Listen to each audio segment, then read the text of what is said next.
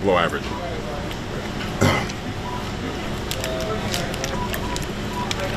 It wasn't a blind test with the wife trying both of our steaks. And actually before that, we were even going to do a boxing segment in my backyard. You got the mitts and everything. Right now at 5:03, he's a human body bag. So I think I can punch him as hard as I want in the stomach and he won't feel a damn thing. I think he'll just chuckle. Yeah, we're gonna get you some clips today. Somebody saying we need clips please. Yeah. Oh, this is a clearance table? Oh, my bad. Rampage, how do I earn more throughout the week here? Because my wife is very expensive. I got her in big allowance. How do I earn more? How expensive is your wife? She's like 50 racks a month, man. For real? On a 7-11 salary, I can't cut it. You can't cut it. What do I do? How much overtime I got to do?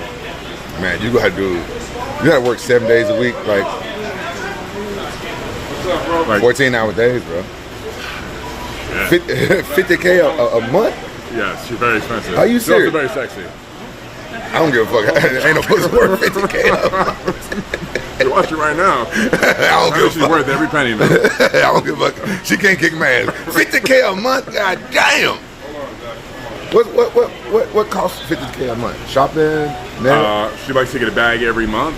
She has a Bentley that she likes to enjoy. That's expensive. And then she has her treatments. Like there's Botox, there's filler, there's skin boosters. You know, there's her Peptide stack. You know, there's her diet. There's all the clothing she likes to do online. Every day she has packages morning, afternoon, and night that arrive 7 days a week. It's expensive, man. I gotta provide for my wife. And I'm not even talking about kids. I don't have kids yet. Just her. Can you imagine when you have kids? Wait till you have a daughter too. You'll be looking at a good 75K a month. I got 2 daughters. Trust me, I know. Huh? Powerlifter, arm wrestler, bodybuilder, everything but a sprinter. Nonetheless, how is it Ashton Hall is 210 pounds? No, sorry, 208 pounds when this video was recorded. How is Ashton Hall 208 pounds and looks bigger than I do at 270? And I'm arguably even leaner and more conditioned than he is. Also, he's in front of you, so he's closer to the camera. Yeah, sure, you could say that, but like in this frame, he's slightly in front of me, but still, he looks like he could be as big, if not bigger, like his traps, his arms, but he's only 208 pounds. Yeah. Great muscle insertions. Yeah, he would have been a fantastic bodybuilder. When he runs, like he's using his arms a lot. You're doing like this, you know, like a robot, while he's doing it closer to himself, and then it makes everything kind of here compact and it looks bigger, and also camera. Yeah, but I mean, the camera's capturing me as well, and he's clearly got better insertions. Like, even how do his traps look bigger? Yeah, his straps look bigger there, but yours are bigger, definitely. They saw a quote tweet that why be in shape if you can't run? Because I don't need to run. You act like you have to run every day of your life. You don't need to run. I don't need to run to do anything. Now, whether it's power. Oh, my bad. How do I earn more throughout the week here? Because my wife is very expensive. I got her in big allowance. How do I earn more? How expensive is your wife? She's like 50 racks a month, man. For real? On a 7-11 salary, I can't cut it. You can't cut it. What do I do? How much overtime I got to do? Man, you gotta work 7 days a week, like 14-hour days, bro. Yeah. 50K a month? Yes, she's very expensive. Are you serious? She's also very sexy. I don't give a fuck. Ain't no pussy worth 50K a month. You watch it right now.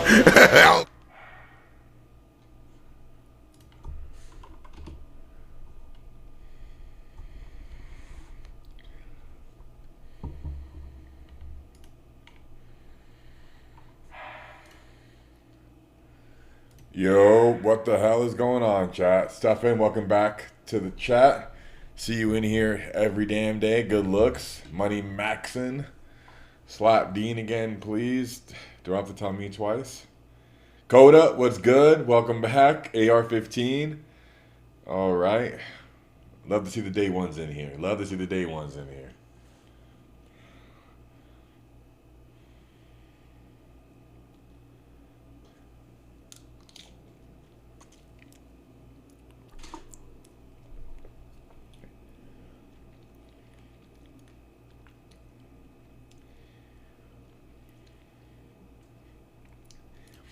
Hey, Mia, did it really have a fake GT3 RS, and how could you tell? I mean, there's probably a lot of that going around where people are getting like base model 911s, or maybe I should say not base models, but like Carrera 4S models, and they're just making them a GT3 RS with a kit from God knows where. I know in Dubai that happens often with Mansory kits, Brabus kits, and Kivani kits. There are people that are making these kits in Dubai and selling them at a fraction of what it costs full retail price for these kits. And I remember seeing them in showrooms, and it's not like somebody's in the showroom trying to sell you on some bullshit. He tells you straight up, like, hey, Habibi, this is not the real. This fake. And it looks just as good as a real thing. I mean, you really have to have a trained eye to tell the difference between a good fake with a Brabus Mansory kit versus the original one. I remember, because oftentimes people are just seeing these things at a glance anyway. How many people are going up to the car and like pulling up a photo of the authentic original Mansory Brabus whatever kit and comparing it in real time? People are probably just seeing it parked at a glance from a distance, and it looks sexy as fuck. It looks close enough, and people aren't thinking twice whether it's real or fake. Yeah, so it's a weird place to be in if you're one of those people that are buying these fake kits, because it's like you're trying to, I mean, if you're doing it genuinely because you find the kit aesthetically pleasing and improving upon the base model, then I get it. But I feel like people are probably doing it not for that reason, and mostly because they want to appear to have the most expensive iteration of whatever car they have with the kit on. Like a Mansory Brabus Kivani kit can literally double the price. Like, for example, you go online right now, just Google it for fun. A Brabus G63 with exterior interior engine work done is going for like about $450K to $500,000. A G63 stock but full option, you're looking at about half of that, like $200K to $250,000 brand new miles.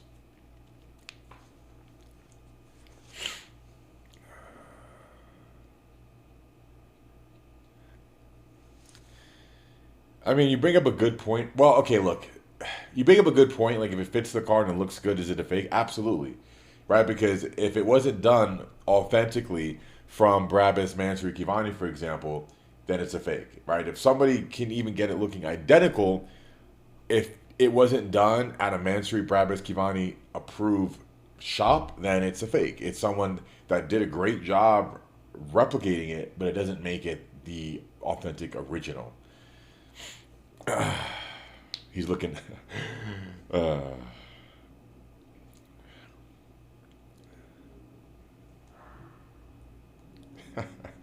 Little sparkle, yes. If your mission is maximizing, basically whole maxing, Macan, any Porsche model is night and day better than a Civic. If your mission is to maximize the amount of holes you can get, Porsche will get significantly more tang than a Civic. When you're pulling up in a Honda, I mean, your personality can only take you so far if you're trying to get a baddie. Your personality can only take you so far, my boy.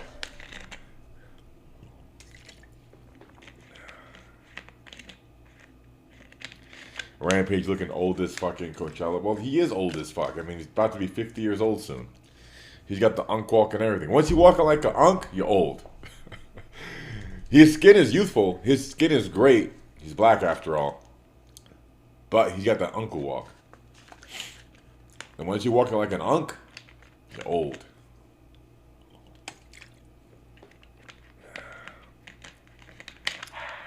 Hey, Demonic, I didn't say you can't get hoes, you can't get girls with a fucking Honda. I just said your personality can only take you so far with the baddies driving a Honda. Like, you know, you got to kind of stay in your league. You're driving a Honda, you're trying to pull 10s. You know, they're going to judge you like, okay, he's got personality, he's got Riz, his aura's maxing, but why is he driving a Honda? Like, why not a Tesla? You know, like, a Honda is just so, it's like too humble. No, but jokes aside, obviously Honda's a great car, gonna last you forever. And not everybody gives a shit about what car you drive. But, like, generally speaking, like, they do care.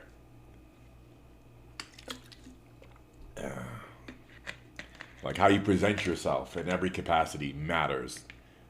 You know, how you dress, your hygiene, how well groomed you are, your physique, like where you live, how well kept your place is it clean, is it dirty, you know, what kind of furniture do you have, like are you just fucking like bachelor maxing with like the bare bone minimum, or did you like take time and energy into putting together like a really beautiful living space? Like these little things, like these details, women absolutely pay attention to, you know, and it's all like it all matters when they're determining whether or not they want to date you.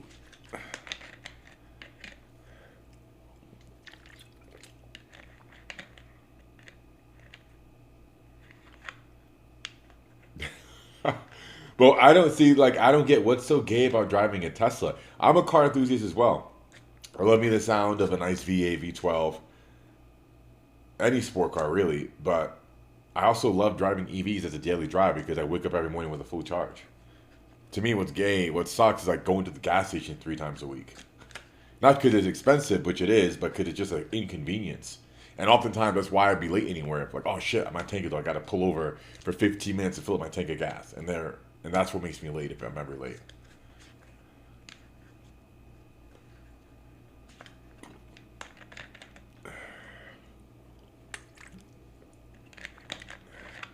Thanks, Demonic.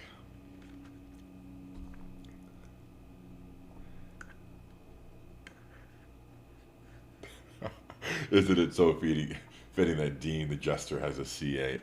I can't even hate on his C8. Like C8 is like the best bang for buck supercar. It really is. I had driven a C8 rental for 2 weeks back when it first came out in 2021, and the experience minus the brand prestige and this was on par with any other supercar I've ever driven, like Ferrari, Lamborghini, Porsche. I mean, the handling, the cockpit feel when you're inside the car, even the stereo was fucking phenomenal. It had one of the best stereos I've ever experienced inside of a car. I have a Bentley now with a name system, and to me, the C8 is still actually a little bit better. Well, the C8 has more powerful bass. You know what? Now I say, well, that's probably like neck and neck. But point is, like the C8 is just such a damn good. And this is the base model. I never even spent much time with the Z06 or even the ZR1, you know, which is a whole different experience. But I can't hate on the C8. C8 is just a damn good car. I've thought about getting a C8 so many times just because it's so affordable relative to Lamborghinis and Ferraris. But I always tell myself no because I'm bougie and I'm like, nah. If I'm going to get a sport car, I want the brand prestige to go with it, which is why I got the Bentley.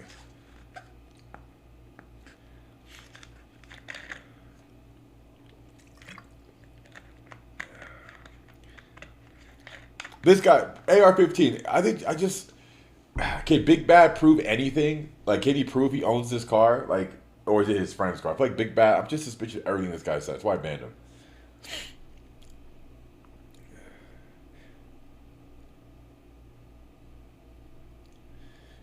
Do I like motorcycles? Funny enough, I've never driven a motorcycle. I am tempted to now because I've experienced what I consider like the highest level of a supercar, where I had a GTR with the engine modified to making about 1,400 wheel horsepower and like 1,800 to the crank. And I did a 60 to 130 in like 3.1 seconds. After experiencing that, I feel like it was just downhill from there, and my need for speed slowly started getting diminished because I'm like, okay, well, fuck, like, where do I go now? Like, where do I go to now? Then after that, I tried to get an elevated experience with a McLaren 720S. I got that modified to a Stage 2 Plus with ethanol, and I did a 60 to 130 in like 3.8 seconds, but significantly better handling than the GTR, and it was a convertible, which made the whole experience more visceral and exciting. And then after that, I had like a S-Plaid, X-Plaid, and just like got so numb to speed. So I feel like a motorcycle would be like the next level, but it's just too dangerous for me to entertain. Like even like the idea of taking a dirt bike to a relatively safe destination, like you can still get hurt, you can still break your leg and get really fucked up with dirt bikes, especially with as heavy as I am and stiff as I am. But I have gotten really into riding my e-bike. Just because it's a whole new experience. The novelty's there. It goes 20 miles an hour, which is fast enough for a bike with no helmet, nothing. And I feel one with the elements. Like I take it to local park trails, you know, and it's just fun. It's just something I never did before. I spent most of my time in cars or vehicles in general, like just on the road. I never did any off-roading up until a couple weeks ago. As I'm not even going to consider like taking the e-bike um, to a local park trail, like off-roading, but it's on a paved road, so like to me, it's off-roading. And I'm slowly like leveling up. Like eventually, I want to take my Hummer somewhere off-road and like finally use what I thought I was gonna use a car for, which is like being immersed in nature, take off the roof, be in the elements and shit. Because like speed, I'm just so numb to it now. Like I do have the occasional like itch to like put my foot like at 50% throttle, but then like common sense kicks in, like, and then I just stop myself. I restrain myself from like going foot to the floor like I used to do all the time. I had a heavy foot back in the day. Um, but I feel like the e-bike is really scratching that itch lately. Holy shit, you got a 2014 Camry with 225,000 miles. Talk about like driving till the wheels fall off. Look, I respect people that can do that because since I got my license in Dubai back at 24 years old, 25 or so, it's been a few years. I got my license pretty late in life. I spent a lot of money on cars just because it's been a lot of fun, you know, just trying different cars, slightly different experiences, and like the novelty of just hopping into something different. And I only have had a car since I got my license for more than 2 years and more than like 30,000 miles.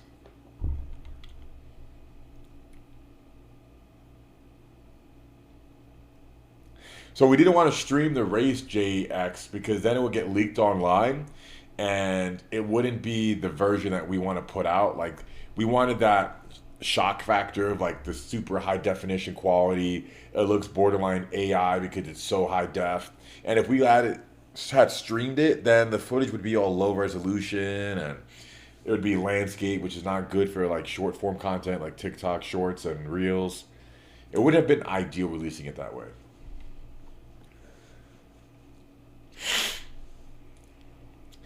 Gucci, the only car that I'm not comfortable on, the only car that I'm not comfortable in would have to be the 911. Any 911, well, of course, the 911 model to me just gives me the worst lower back pump. I can't explain exactly why. The seat, I could fit in the seat, right? But the lower back pumps are just unbelievable. I hate it. It's just so uncomfortable for me. Um, any other car though? Oh, and Aventador. The Aventador also is super uncomfortable. But any other car besides those two, and I can fit just fine.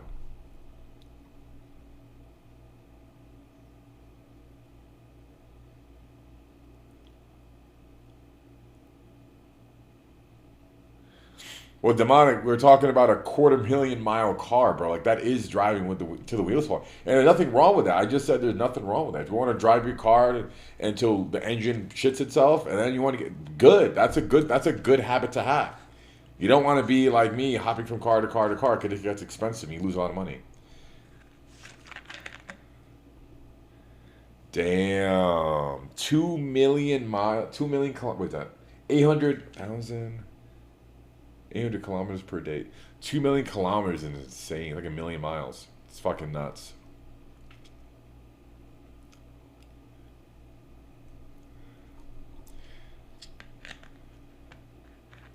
Oh, dude. Crushing your finger with a 20 kilogram dumbbell.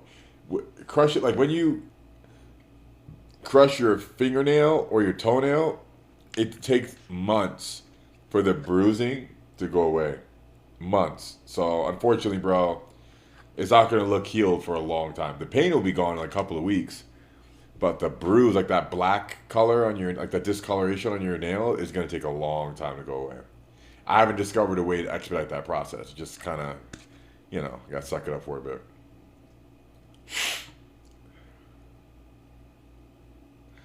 Yeah.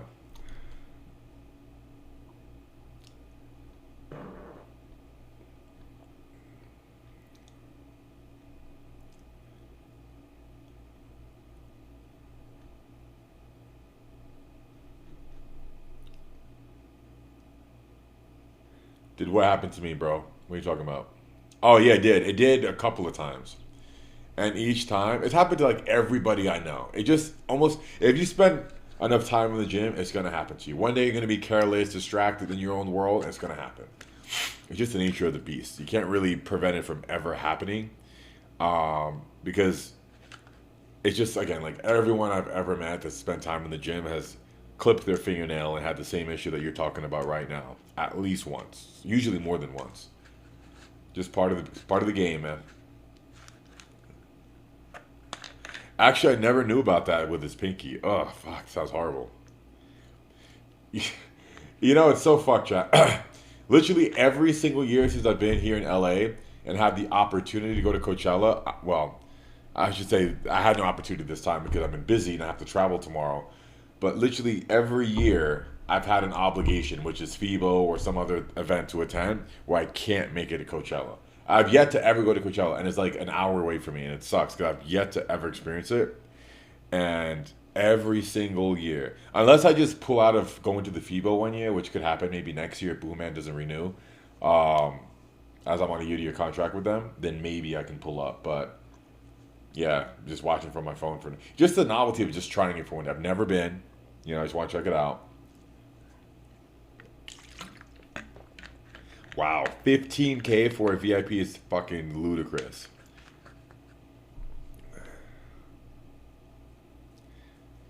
Happy to hear that, Alexander. Good looks. Coachella so 2016, but it seems like everyone's still pulling up. So, yeah. I mean, I don't know if anything she says is legit. Like, she seems like she's clip farming every time I see a post about her. So, but I wouldn't be surprised if she's making that like in a day. I mean, she's one of the highest paid OF girls ever. So, I wouldn't be surprised. I wouldn't put it past her if she's dropping that to go to Coachella. I mean, it's just hard to imagine her spending any money. She probably has so many, like an army of dudes just like willing to pay everything for her. So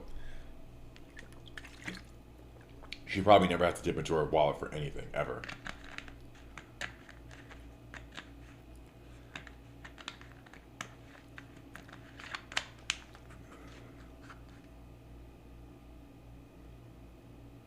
Bro, how do you deal with recovery for your chipped nail? Are you serious? What? Are you serious, bro?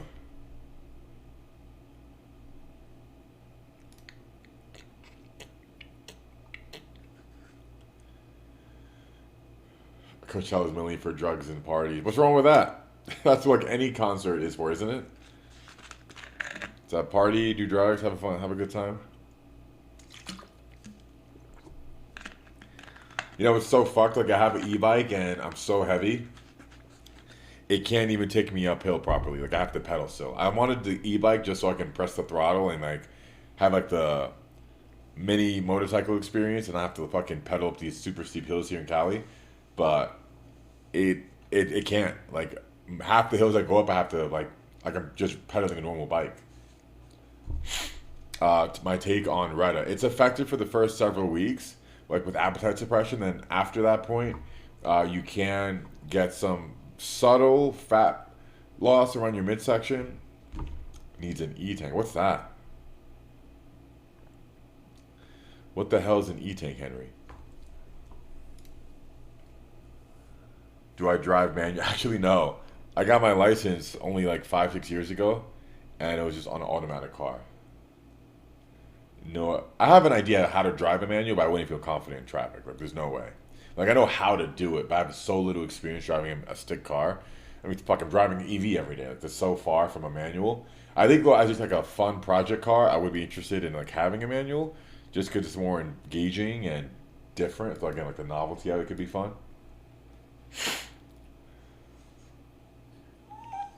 Yuki, hey, hey, cutie, hey, why are you crying, huh? Why are you crying, huh, cutie, huh?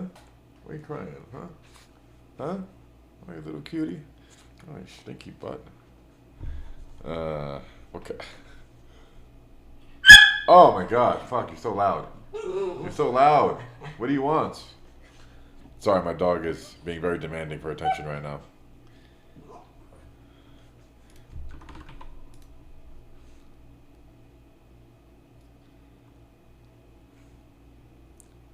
What's good, Diablo? Welcome back to chat.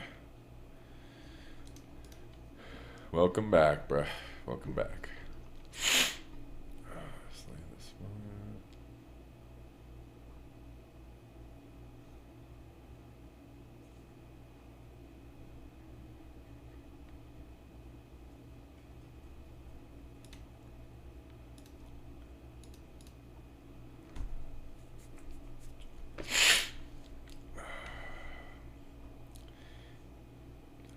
Gonna go on Discord in a bit. Just waiting for some more to enter chat. Is it back to TRT? Yeah, for sure. I mean, I'm on TRT and Anavar right now. No growth, no peptide at the moment. Just TRT and VAR. Summertime's coming up. I don't want to be bloat maxing in the heat. It gets to over 110 degrees out here, and like the heavier I am, the hotter I run, and it's just uncomfortable. You know, sweating all the time. And I'm not about that life in the summer. In the winter, like from October onward, like the cooler months, yes. From October to March, I'm down to bulk, and then also like in the summer, I'm going to be going to like Vegas and like more. I'm doing lots of traveling. So it's a really bad time to do bulking. Like to bulk effectively, I need to be like home. I can't be on a flight every other week like I am right now. Summer from now to like September, October, I'm going to be traveling a tremendous amount.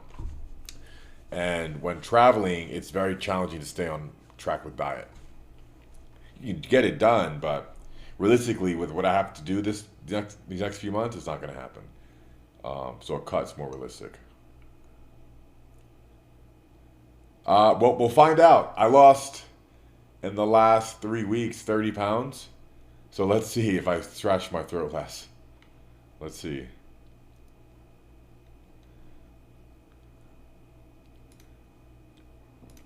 Steve's getting perma-banned. Fuck you.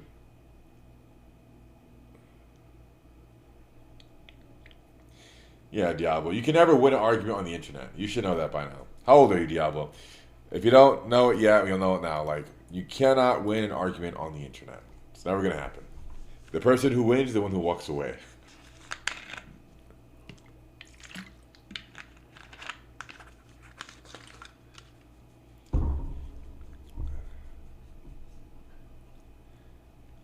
Hey, what are you doing, huh?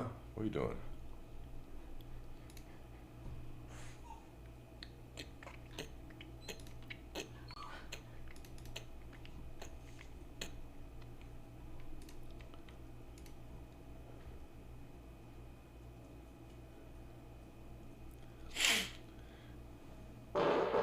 Chat, let me know your thoughts on this concept I have for YouTube. Basically, I want to do a series where every 30 days I train for a different sport with a professional coach. It's already part of my brand identity where I've been known to be a versatile athlete doing strongman, arm wrestling, bodybuilding, powerlifting. However, each sport has been for like several years at a time, but I'm curious because typically you get you get significant results in the first month as a novice, especially if you lock in and you're consistent.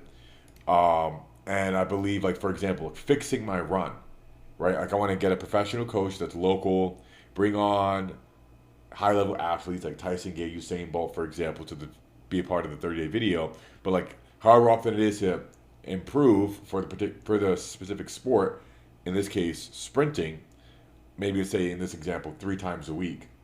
I train, I document each session, or maybe just film once a week and record my progress like day 1, day 7, 14, 21, 28, and then like do a comparison of like my performance day 1 as a total novice, not knowing a damn thing, and 4 weeks later under the wing of a professional coach. I didn't watch the Shaq versus anything. Like, was he doing that just like was he training for those things, whatever he was doing like as a challenge, or was it just like random challenges you would do without any prior experience? I am Bruce. Yeah, I think the production, like instead of getting out like these just workout vlogs and half-ass attempts to get good content, I think putting together like a 30-day. Okay, for example, the first month is sprinting. Okay, everyone's seen the goofy videos of me sprinting against Ashton Hall, solo, and other shit on treadmills and whatever. And then the next month could be like me going to Miami for a month with Chris Harria and having him train me for 30 days. He's a great coach, and I think get tremendous progress in just 30 days. And then the following month could be like another sport, and so on and so forth.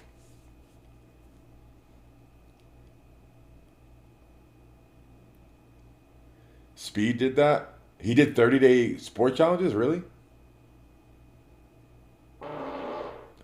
Well, Liam, I would still do streaming. Like, I have no intention to stop streaming. I have zero intention to stop streaming.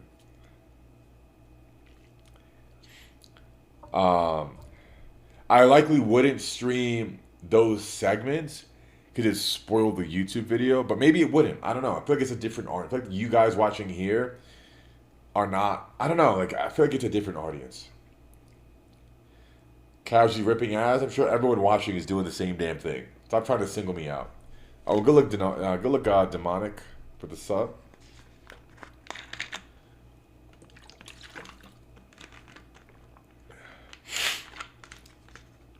Any other thoughts on the concept?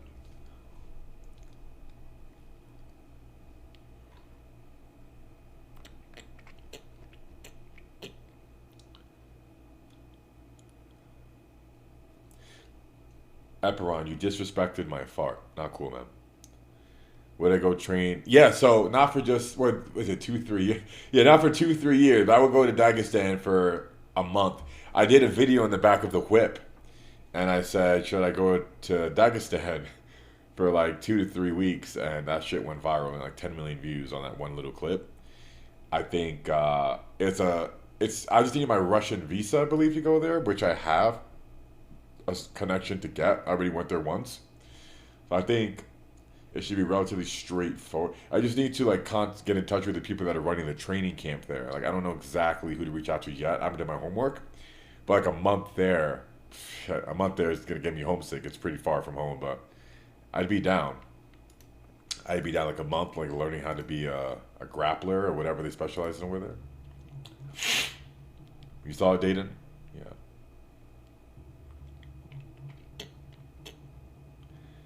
Vigorous to write you an entrepreneurial streaming peptide, a drug protocol.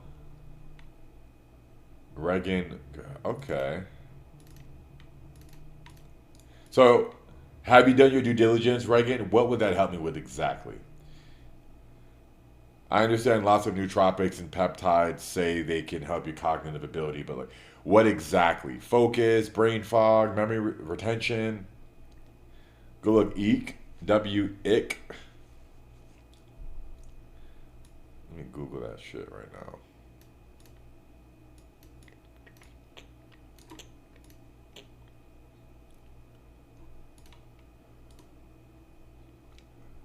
I use C-Link and C-Max, but I feel like with these, okay, there's one peptide I think that did significantly help with brain fog and cognitive ability, which would be dihexa. I found that to give a noticeable boost in mental clarity, but beyond that, nothing I've tried, like for example, I'm on C-Max and C-Link now, has given me much of a difference in my cognitive ability that I can measure, that I can see a difference in. Maybe it is doing something, but not that I can notice.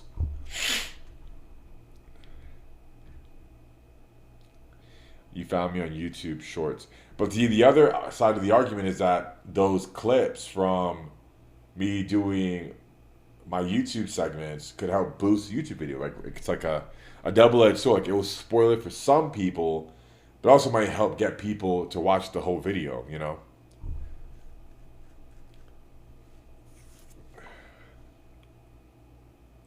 I feel like it's no different than seeing a movie trailer, right? And seeing like leaks of that and shit. Like, does it spoil the whole movie? Not really. You're still gonna watch the whole movie. If you wanna see the movie and you saw the trailer, you're not gonna not watch the movie because you saw the trailer. You know, like these stream clips will only be like 10 to 30 seconds long. It's not gonna be like I'm leaking, you know, several minute long clips of the full video. It's just gonna be small segments.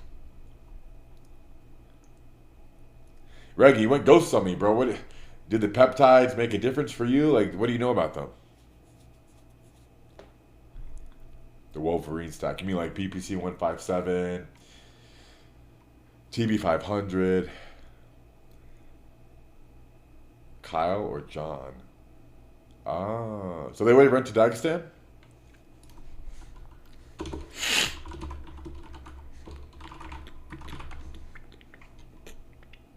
Oh, they did? No shit. Oh, wow. In 2023? Shit, it's been a minute. Wow. Years back. They're on top of this shit. Might be a little bit late now. If they were doing that back in 2023, it might be a little bit late for that now, chat.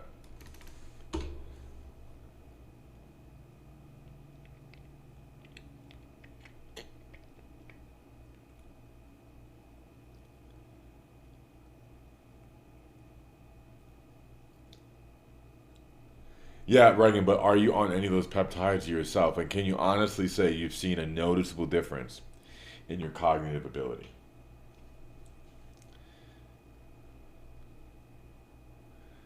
For sure, I would drop my weight dating. There's no way I could effectively keep up with the training where I'm at now, like 265. Diablo, that's a solid stack. That's a solid fucking stack. I think Diablo, you'd be surprised to know there's like a lot of people doing that exact stack right now. BPC 157, TB 500, TRT. 2 years ago, these were just words no one understand. No one knew what the hell any of this was. But now I feel like everyone knows what BPC and TB 500 are. Everybody knows Reddit. Everybody knows testosterone, TRT. You know, the world's come a long way in a couple of years when it comes to awareness of peptides and anabolics. I feel like now we're getting to a point where it's almost like you're weird for not using it. Like you're missing out. I feel like now people are using peptides more than supplements.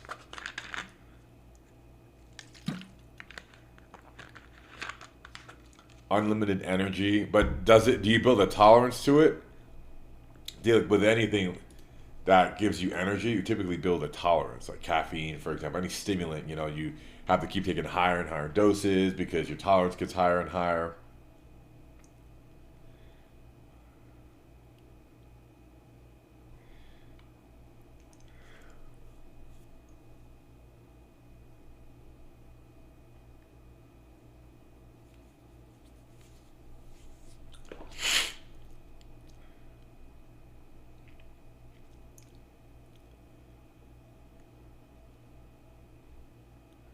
Brutal trend acne.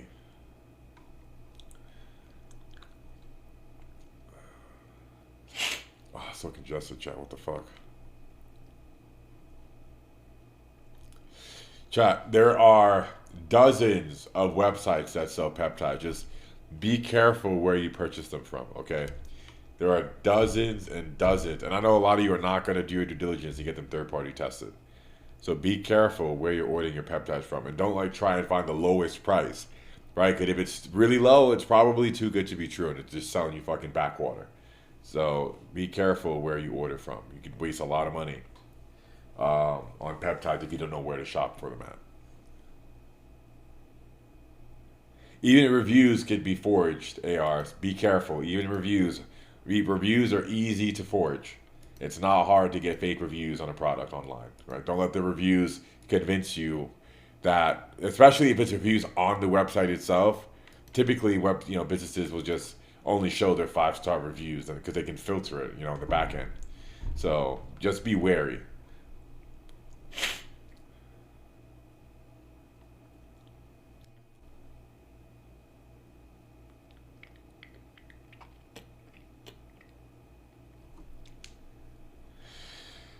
Damn, Brock was really that heavy?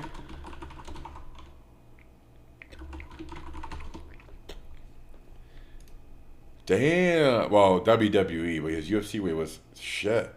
How tall is he, though? Wow, he was as big as me? No shit. He doesn't look that big. I mean, he's big, but he doesn't look like 275 big. God damn. Damn. Yeah, that is fucking huge. It's shocking to have conditioning at that body because I'm sitting at 265, 270. I get winded so quickly. Shit.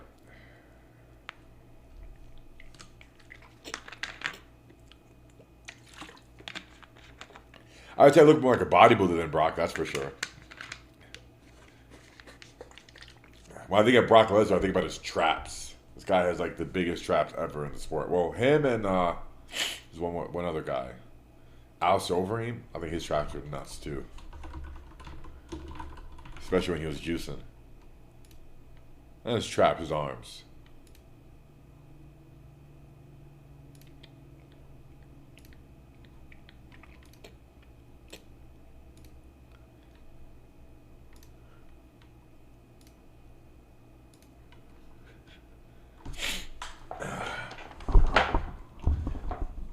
Yoel Romero traps. Let's see what we got. Let's see.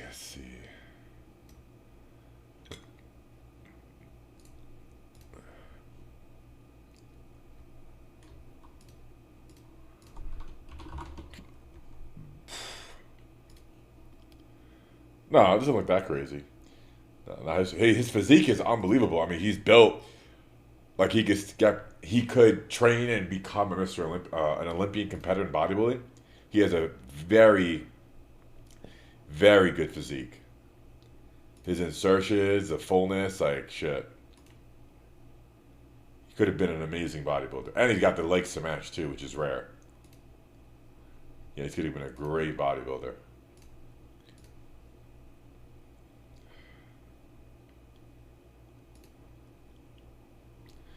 Just pull up the Discord right quick. See, before that, I'm gonna grab a Ultra.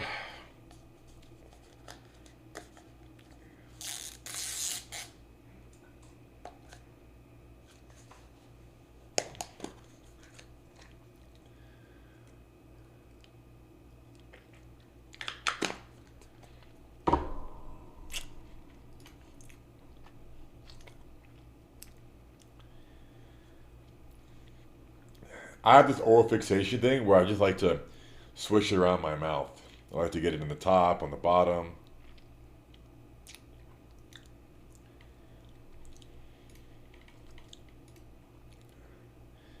Pull up this Discord right quick, chat.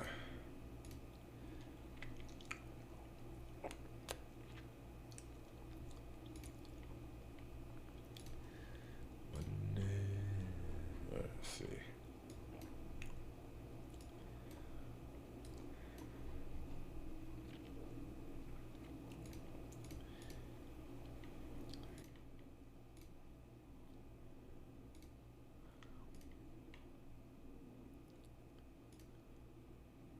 What's he saying? What's this guy Rampage saying? Mary, I'm not freaky like that. Yes, he is. The fuck you ain't. Unk is as freaky as it gets. Mary, I promise you, I'm not into all that crazy shit. Unk knows how to do the sloppy swirl. You saw that? That tongue action? Unk knows all about the sloppy swirl.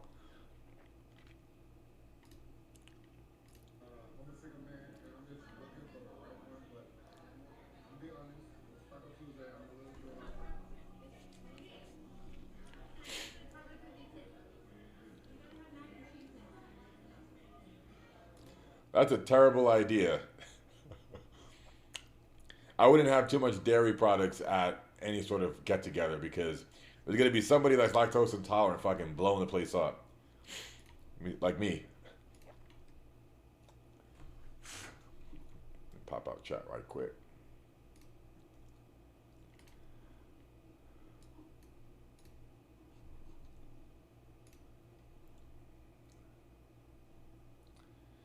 Turn up the volume on clips. Sir, yes, sir. Yes, if you want to try out White Rabbit, just go to whiterabbitenergy.com. Use code SLAP. It's microdose kratom seltzer, no cows, no sugar. 45 milligrams of kratom. It'll get you right.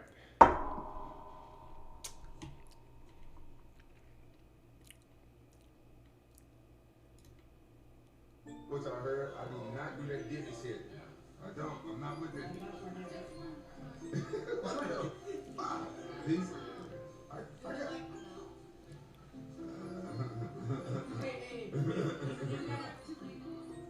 What? I got my. Yeah. Not with the baby oil. I don't like baby oil.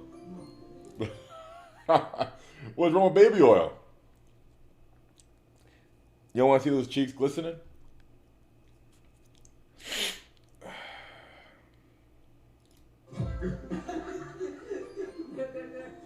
What is this temptation?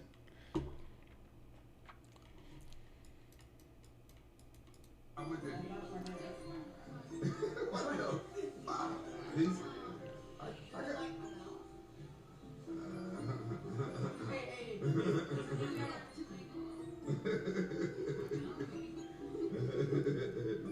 got. I got my.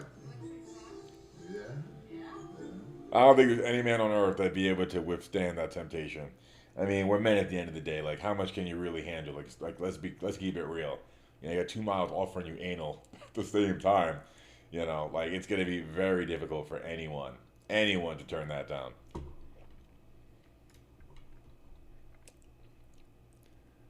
It's like they're hijacking your brain.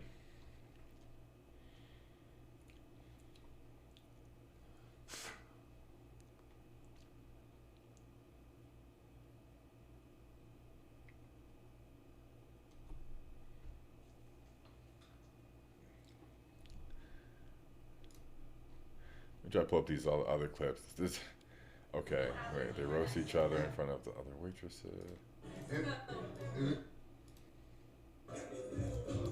I can't make these. These are all YouTube clips. That's why I can't make it full screen here.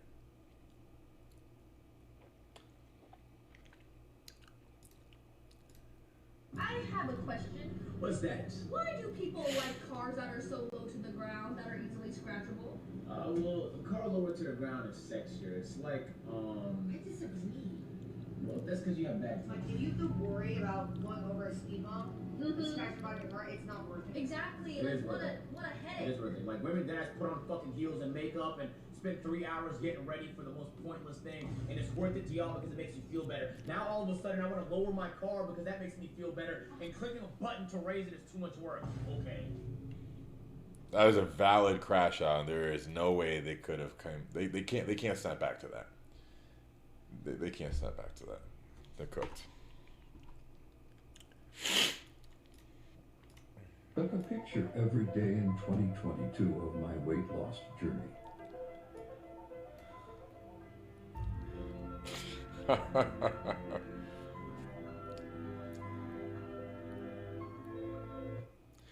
Yeah, that's funny, no, but it's time for you to lock in. You're looking chubby over here. Lock in, my boy.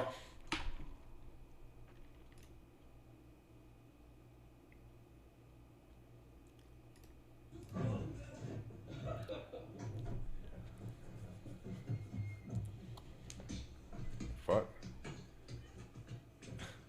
The fuck? What in the what?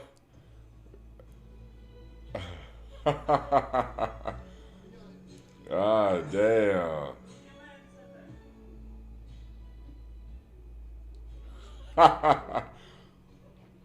That'll be your fucking proposal.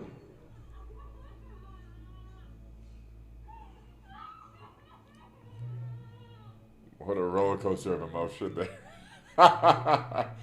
Oh, what a roller coaster you just took her on.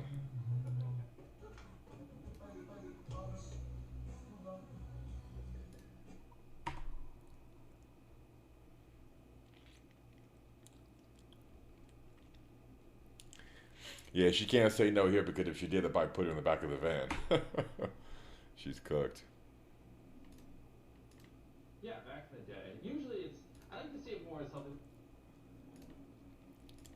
them transition to other companies. Like, sometimes, you know, we had one person who we moved out here and it didn't end up working out. And so, I was like, what do you want to go do? Is there a different YouTuber you want to work for? And I just DM'd a bunch of other YouTubers, help them get a job. It just kind of depends. Sometimes I want to go work for other YouTubers and I help them, or sometimes, what was that? One guy, he wanted to go work for Tyler the Creator. And so I was like, I tried to get Tyler the Creator, so he'd be like, hey, this guy I vouch, he's pretty good. So I like to see it more as like helping them transition to like whatever their next career. It's like there's no hard feelings. Yeah, I mean, look, Jack, you could take some notes from this because if you're like just decent in what you do and you're just a decent human being, you know, even if your employer, whoever you're working with it for, eventually wants to go separate ways, like as long as you're not a dick, like you're probably gonna get referrals and get vouched for, and you'll be able to always have work because of that. You know, only when people are fucking total assholes, you know, don't treat people with respect and they're nasty. That's when people like end up down bad and they can't get work. You know, because one, they're just half-assing their work, or two, they're just straight up fucking assholes to everybody and treat people like shit. As long as you're a decent human being, you're always gonna have work.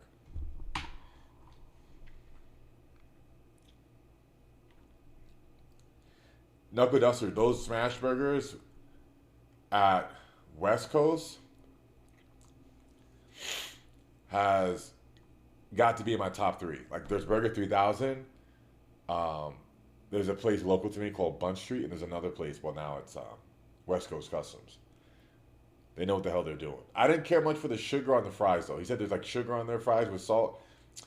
I like fries to just be savory. I don't want sweet on my fries. Actually, I don't want sweet. I was gonna say I don't want sweet on my burger either, but like my favorite way to have a burger made, besides like just traditional cheese Wagyu patty with onion, is like with peanut butter and jelly. If you haven't tried a peanut butter jelly Wagyu smash burger, you have not lived life. I have not tried JLB chicken, but I have tried Dave's hot chicken. Dave's hot chicken, the way they season that chicken, boy, too good.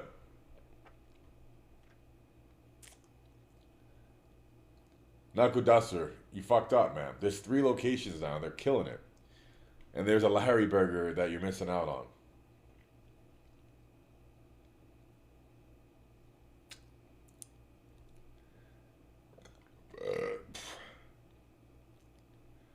Yeah, anybody would do this. Come on now, it's dumb.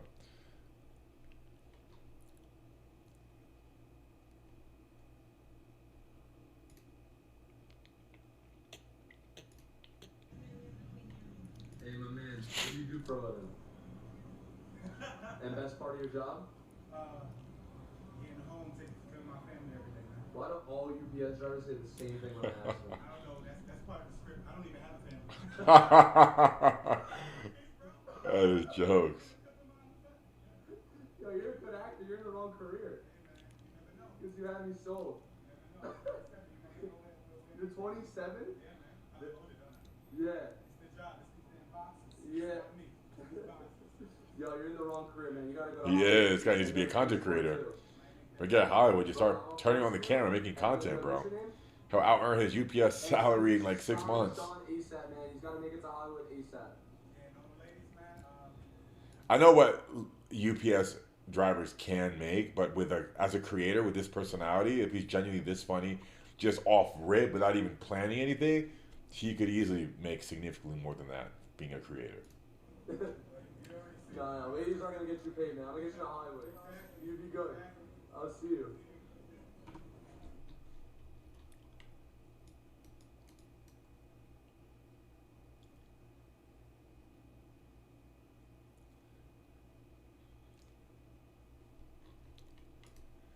What's going on? Why is it? Okay, there we go. The fuck?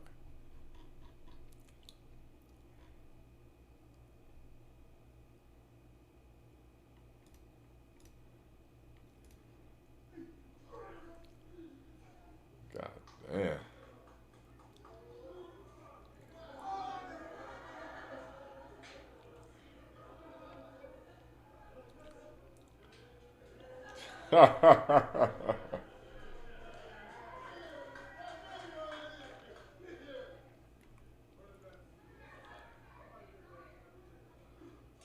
Damn.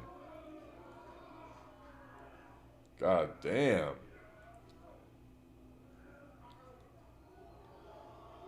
Oh, wow, he got him out, though. Shit.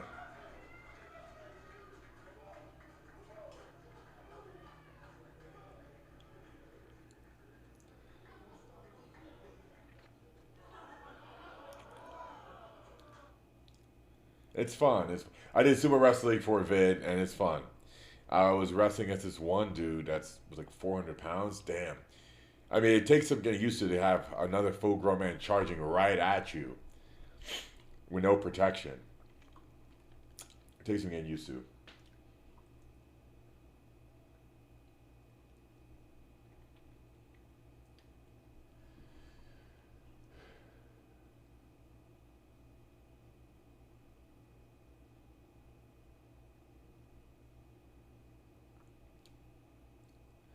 Diablo, am I pulling up to the next brand risk May 1st? Potentially, potentially. Actually no, because I am planning a video with Chris Harriet for a month long. That's not going to be in May. It's probably going to be in June. Yeah, because I'm getting back from my trip end of April, so I'm not going to want to go to. I want to do the next. I want to go to the next brand risk after I do the video with Chris Harriet Miami. Yeah, I want to do like a month long calisthenic training with Chris Harriet. I think it's going to be so gas. Knuckle Duster, you say after hitting some heavy PRs, you saw in your tag gym post, you have some world record holders that go to the gym. How do you stop mental comparison? You can't stop comparing yourself to others, right? Just human nature. It's going to happen, whether you want it to or not. It's just like it's like an intrusive thought that I wouldn't say you dismiss, but just acknowledge it. And remember that it's you versus you. It is you versus you, right? It's not you versus them, right? You're not competing against them, you're competing against yourself, right? And being the best version you can be, meaning locking in with your training, with your nutrition, being consistent, staying motivated, practicing healthy habits. That all comes down to, like, your performance, what you're capable of comes down to you. They have nothing to do with it.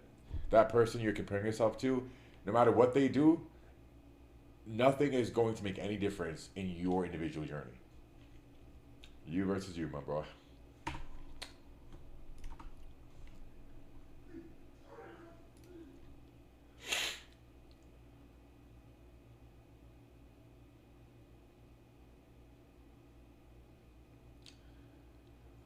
Yeah, everyone says, yes, don't compare with others, right?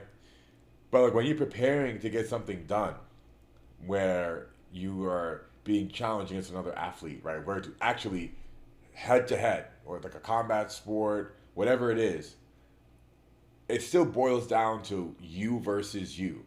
Because you, no matter how much you fix it on what the other person's doing, right? Ultimately, like your results are determined by like how much effort you put in and how much you hold yourself accountable and what is under your control. Many times, almost all the time, when it comes down to what the other person's doing, like you have no control over that, right? You can only control what you do.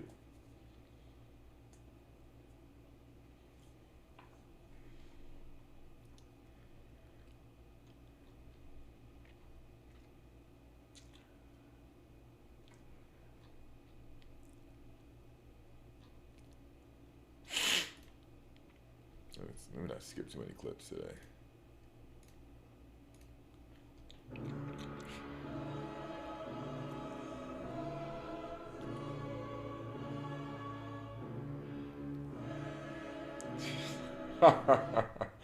Oh, that must have been how it happened. That's funny.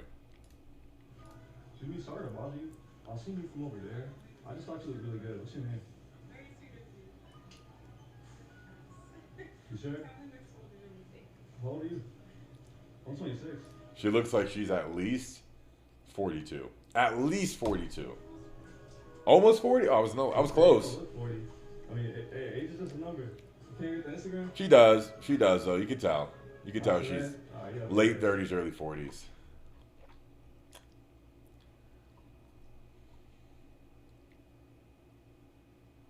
Good looks, Diablo. Good looks.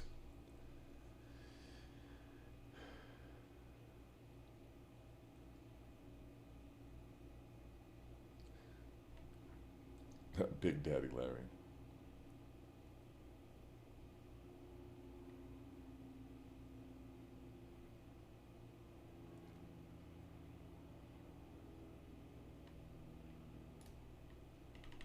Hey, excuse me, miss. Do you think it's okay to date a man for money? A man for money? No, actually, that was gonna be funny. No. But you're an attractive woman. So if you could land a millionaire, why not do it? I mean, money can't buy happiness. You see a lot of people that have a ton of money and they're still missing something, so. So where does happiness come from? Now you're being really trivial, I don't know. Connection with your partner. If you're single, Comes from within. Learning to love yourself, understanding who you are as a person. are you single currently? No, I'm dating him. How long you guys been together? Over 3 years. But between the two of you, who makes more money? She does. I do. You're the breadwinner. Have you always been the breadwinner? Yes. Do you think that being the breadwinner as a woman changes the dynamic in the relationship with a man? No, I mean, I see other couples struggle with it, but not necessarily us. Like, I don't care. I mean, I make more, but it's our money. Like, with mine is his and vice versa. How do you feel as the man, being that your woman makes more money? Well, there's a season for everything. And it's at a time where she was able to carry us while I was figuring out job, life, with school, moved around, figuring out my passion and my path. She was a lot more stable than I was. At some point, the tide is going to change where the goal is for her to stop working at some point, and then she would take time out to focus on other things that she wants to. So it doesn't make me feel any type of way. There's no ego. There's no demasculating or emasculating me. Why do you think so many men feel emasculated being in a position that you're in now? Society, the pressure they put on you to do what a man does, or you're not doing anything if you don't act like what the definition of a man is. And in that way, they are living to please other people and not themselves. Do you guys split the bills 50-50, or does your man cover everything? We have a joint account. Even though you're not married? Yeah, we have a house account that we both pour into, and it covers like our bills, and then we each have our own fun money. So if you make more, why not just cover everything? I mean, we're kind of doing life together at this point. Like, it's not worth anything for him to have to like struggle and not have any experiences just because I make more. At the end of the day, we're both like trying to achieve the same thing, so it just seems silly. The reason why he's able to keep a woman like that around is because he's giving her that A1 dick. Jokes aside, if you're able to land a chick like that when you're financially down bad and she's still going to stick around and support you while you figure your shit out, clock is ticking. Not going to last forever, boy. If I were him or anyone in that position, I would, like, there's a gun to my head, be focused on being the provider. Because again, I think the clock is ticking when it comes to that. It shouldn't go on forever. But at least he knows, like, when and if he will. From what I gather, I think he's going to be one of those people that actually does like financial come out on top. He knows she's a day one, right? Like, this is probably going to be a couple that could be together for life. Once that dick stop working, he finished. Better stock up on Cialis. Make sure it never stops working.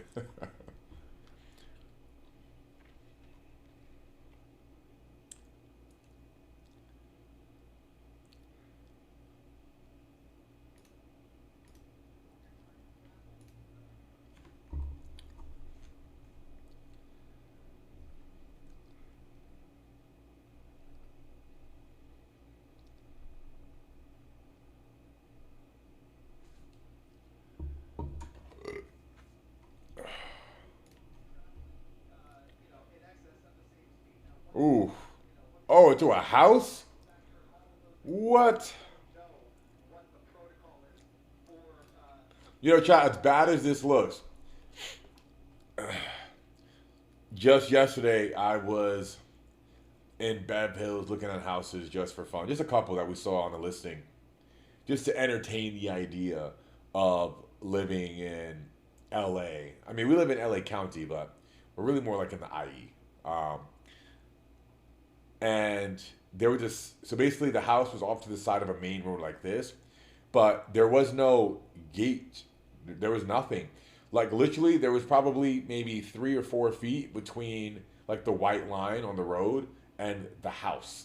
So literally somebody could drive right through the house if they fucked up like this, but even worse. Like, there's a significantly smaller space between the solid white line on the main road and the home. There was no gate, no fence, nothing. And there's a line of houses on the side of the road. I'm like, fuck, this is so sketch. And the speed limit was like 45. Someone could have been going like 70, 80 one day, spun out, right? Or under the influence, whatever. And literally you could drive like right through. Like, I couldn't live in a home that close to a main road. Obviously, it's very noisy, and that could crush the peace of mind you may have inside your home if you're hearing motorcycles and supercars revving their engines all the time. But just the anxiety of knowing someone could literally drive a car through my living room one day, I could never do it. If it was free, I couldn't do it.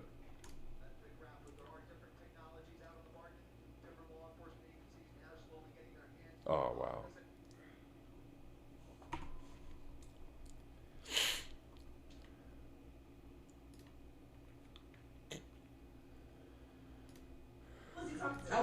to you. I was talking to shit. Where's my pen at? That was not yours. Yes, it was. Look at her. She beats over this fucking pen. Yeah, walk it back now. Because I know you got my pen for real. That's why you grabbed it in the IV class like that. I feel like the caption's nothing to do with the clip, so I'm gonna keep it moving. Yeah, Diablo, we're in a nice area. We are. We have mountain views. You can see green hills most of the year. It's beautiful. It's quiet. Big, wide open road. Yeah, so one of the homes I saw was in like the asshole of Beverly Hills, like where the $2 million homes are and below. I say that because like the roads were super tight. Like damn near the houses were on the fucking main road. Like I said, like just like a couple of feet, you know, and somebody could just drive right into your damn living room. They fucked up. And then we saw one in, where was it? Shit. Damn, hold up. Just on the topic of houses, I have to bring this up. Where the hell was it? Having a brain fart now where this damn house was. Not West Hollywood. Was it? Oh. Let's see here. Found it.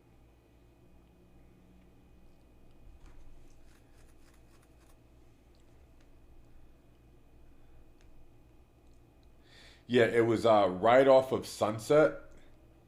Okay. Like 9 minutes to the strip, but I literally got motion sick. So, so you know, you guys may, for those that don't know, Sunset Boulevard's like where like lots of high end like Skims. The Kardashians have a retail store there. There's a very famous steak restaurant called Boa. Like all the high end restaurants and retail shopping is like on Sunset. It's full of life. And then just 9 minutes up the road, up a canyon road, right? By the time I got to the house from like driving off of Sunset Boulevard, you know, you pivot left off Sunset and then you start making your journey up. Took about 9 to 12, somewhere around 9 to 12 minutes. Literally, I was motion sick by the time I got to the house. Because like you're just like constantly like on a turn. You know, you're literally climbing a mountain. And then the roads are so tight and people are double parked every corner. So like you have to constantly pull over, wait for somebody to pass. And, like where we live now, we don't have to do any of that. You know, like it's relatively flat where we are. We do live on a hill, but it's like it takes a couple of seconds to get from the main entrance of our community and then up our one small little hill where our house is perched on. And I was just thinking, wow, like if you live here, like I was almost exhausted by the time I got down the hill just from like driving what felt like in circles for like 10 minutes straight. I was like, and then it took me another, like another 10 minutes from like reaching the bottom of the hill to get to the freeway to go back to where I live here, or also which is where my gym is at. So yeah, very impractical. I think people that live there maybe have that like as a, not a primary home. They probably have a home elsewhere, and they may have that home maybe just for just a change of pace to enjoy the views. Maybe like kind of like a weekend home, and then their primary home is elsewhere because like living on a hill like that takes 10, 15 minutes to get up is just so inconvenient. So inconvenient. My gym is only 14 minutes from my house, and I'm literally, I counted it, I'm like 30 seconds from the freeway. To get to the freeway that I take to get to my gym from that house in, I think it was West Hollywood, took 25 minutes just to get from the door of the house to the entrance of the nearest freeway to get to my gym. 25 minutes. Here, it takes me 2 minutes, 30 seconds.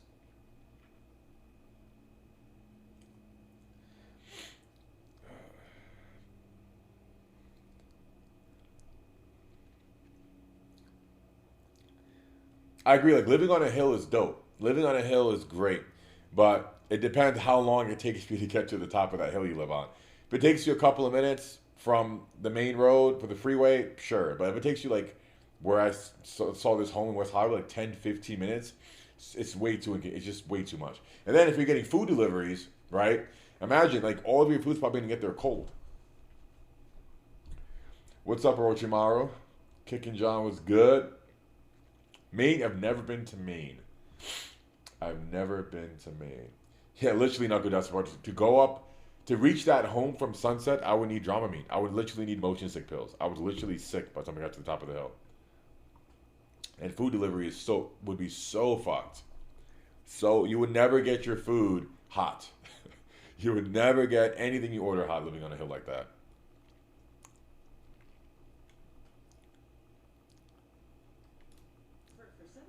I'll skip this one clip. 1 sec. Hello, my name is Mikhail. I'm a streamer. I go by the name of Neon.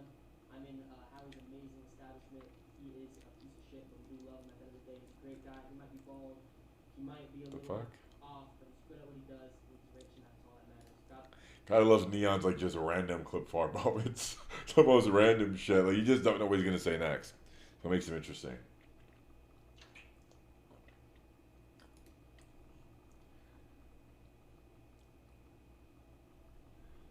Do baddies live in the hills? Hella gay dudes on Rampage's stream at Coachella. Really? I feel like it'd be a nice diverse mix. I didn't imagine there'd be a lot of gay dudes on his stream. Unless you're just trolling. This is athletic to you? You mean you're jumping? 7-year-olds can't even walk sometimes. Man, what the fuck is wrong with you? If you think a 7-year-old can't walk. I'm the youngest one in my parkour team. You do parkour? Yeah. You want to see it? Yeah. Okay. Wait.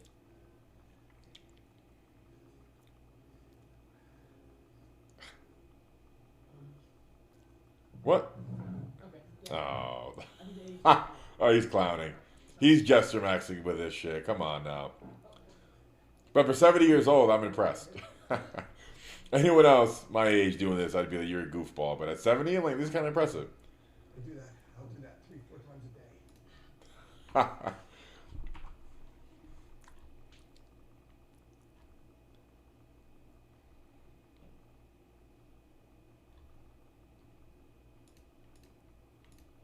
Oh, you're actually in here, sir. I saw these guys, they were going inside of your car, in and out.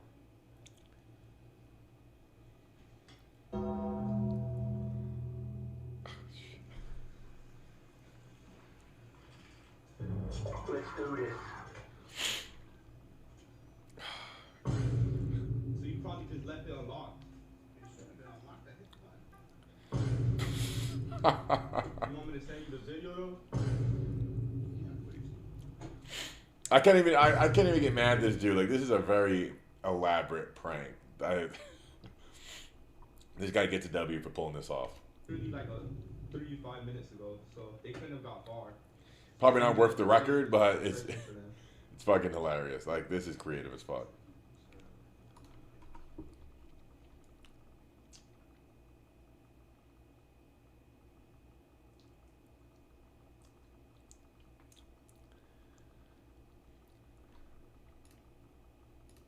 Will be giving away a Hyundai Red Century. I don't know what the car is called, but listen, man, this bad boy, can take you from point A to B. You think I'm trolling, bro? No, I'm giving this bad boy away, man. All right. Why y'all saying son? Where's? What y'all thought I was gonna give away a BMW fucking new Mercedes Maybach? What? I thought I gave you my fucking car key to start the car. Why y'all not screaming W's, bro? Bro, who wants a free car? Dude! Bro, alright, let's check this bad boy out, man. Yeah.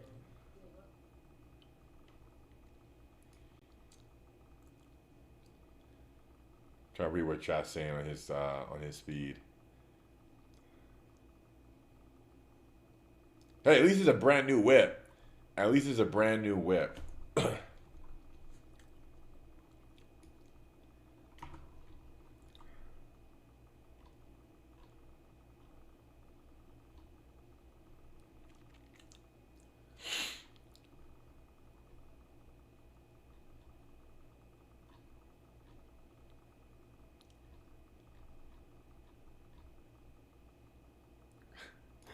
That's hilarious.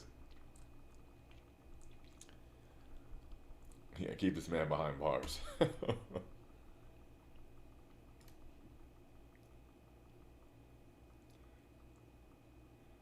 Cassie 8 here. Cassie or Ciara? One of the two. Either Cassie or Ciara. Who y'all got? I feel like though with Cassie, she has so much of her hair covering her feet, her face. Well, it's framing her face. Her features are still on display, like her eyes, eyebrows, nose, smile. I think Cassie got this.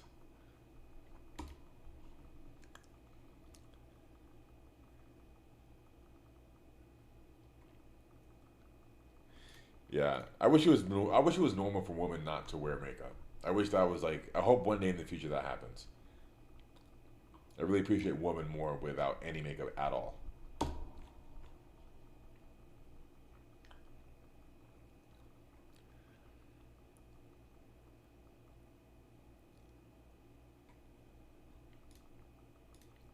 This is Ashley's 6th meal of the day. She has a large portion of fried corn and a full plate of steak. This is almost a full day's food for a normal person, but for Ashley, who weighs over 700 pounds, it is only a simple appetizer. She brings a whole plate of fried chicken nuggets, a large serving of fries. Mars, you said you almost fucked a nigger because he had makeup on? Like, how far did you get before you realized it was a Bati boy? Did you see the nuts? Did you see that hairy hole? Like, did you reach down his pants and then feel some nuts? Like, how far did you get? And mashed potatoes. The huge amount of... When he whipped out his dick, were you on your knees when he did it? Food is finished by Ashley in no time. Although she has already had lunch, Ashley is still not satisfied. To fill her stomach, she decides to go shop. Yeah, I feel like the parents or whoever is the caretaker for these people are largely responsible for this. I mean, someone has to fucking intervene. Like, after 400 pounds, I mean, fuck, my God. It's just, like, this person, these people that are 700 plus pounds, they live very short lives. Like, this is a serious risk to this person's health. Like, this needs immediate intervention. The caregiver should absolutely be at fault. Whoever the caregiver is, whoever's responsible and, like, living with this person has to intervene. Like, this is way too far. Like, way before even this point. Like, at the 400 pound marker. At 400 pounds, I feel like that's where it's going way too far. 3 something, arguably for a lot of people can be like, whatever. But like 400 pounds plus, time for some serious intervention. Food for a normal person, but for Ashley, who weighs over 700 pounds, it is only a simple appetizer. She brings a whole plate of fried chicken nuggets, a large serving of fries, and mashed potatoes. The huge amount of food is finished by Ashley in no time. Although she has already had lunch, Ashley is still not satisfied. To fill her stomach, she decides to go shopping at the supermarket with her husband and son. Obesity makes it hard for Ashley to move, so every time she goes out, she can only stay in the car. Inside the supermarket, Ashley's husband and son start piling up goods. Going crazy with a full cart of food is only enough for Ashley for 2 days. The next day, Ashley's husband goes. How do these people afford all this food?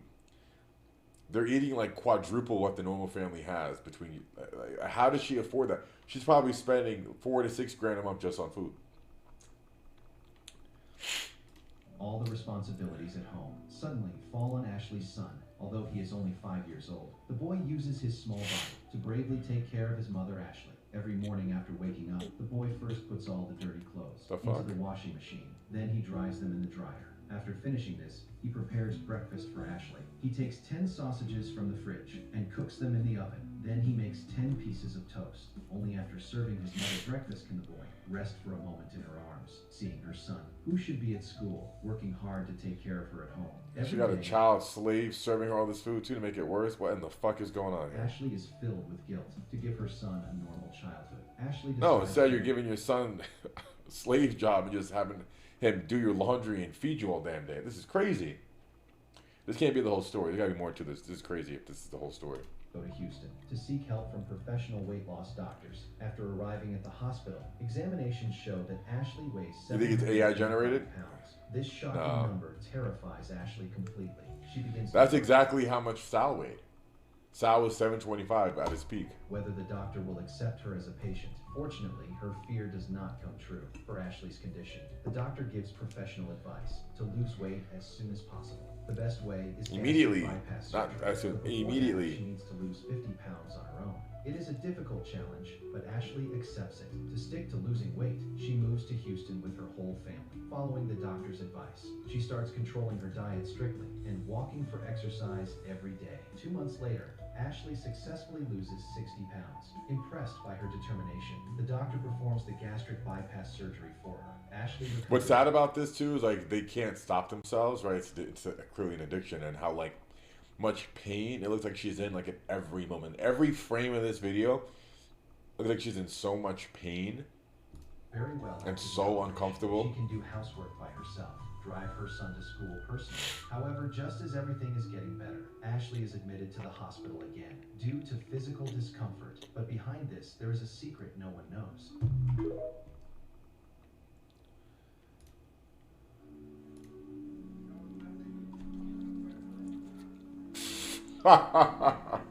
What in the Bati boy?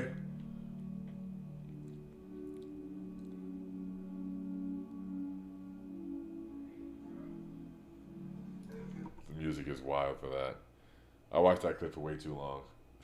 Yeah, Dean would do that for sure.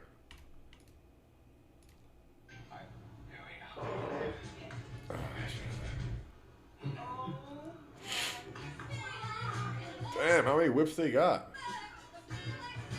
Damn, that's a fucking nice whip. Wait, we just talked about Brabus G-Wagon. Well, not G-Wagons in particular, but Brabus cars. Oh, wait, what? So Brabus makes a kit for the electric G-Wagons now, huh? No fucking shit. Wait, yeah, EQ. This is the G-Wagon. We have the same one, but I didn't know they made a kit for the electric G-Wagon. This looks so much better than ours. God damn. This goes hard as fuck. And this color, the spec, everything's perfect. Satin, what is that? Not satin brown. It's like a matte brown and like a white interior. It's sick as fuck.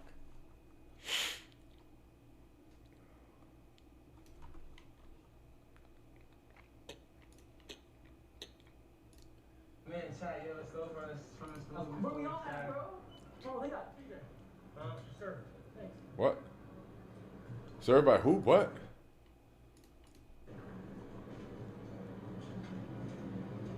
That was some movie shit. What the hell?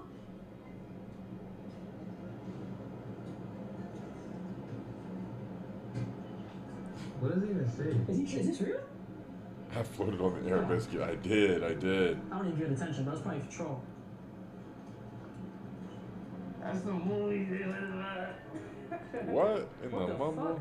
Right? Yo, who the hell? Wait, you guys curse some court papers? Chat. I'm confused.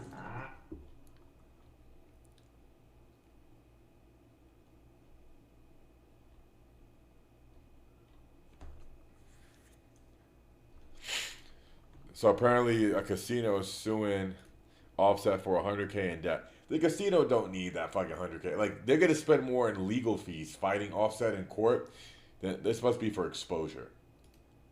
Like, this has got to be just for exposure because it's not worth the legal battle, the legal back and forth. They'll spend 6 figures plus fighting Offset in court for $100K. It's not worth it. This has got to be like an exposure play.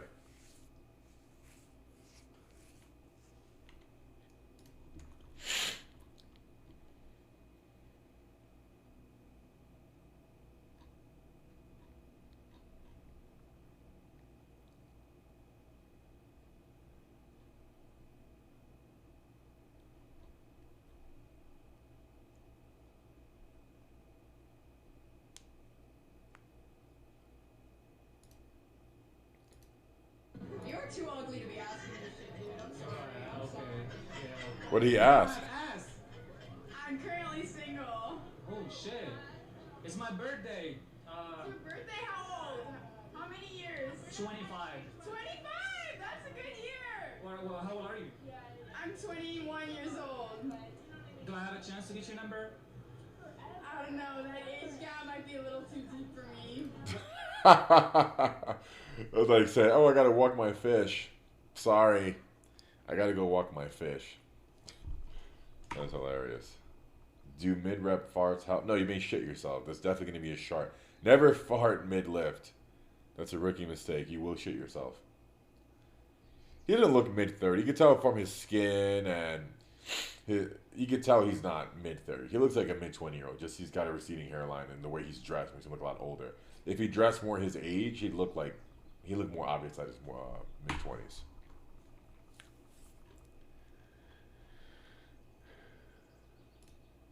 What do you learn most about money?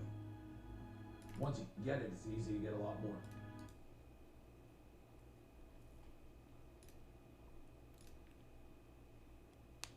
What do you learn most about money? Once you get it, it's easy to get a lot more. Is it?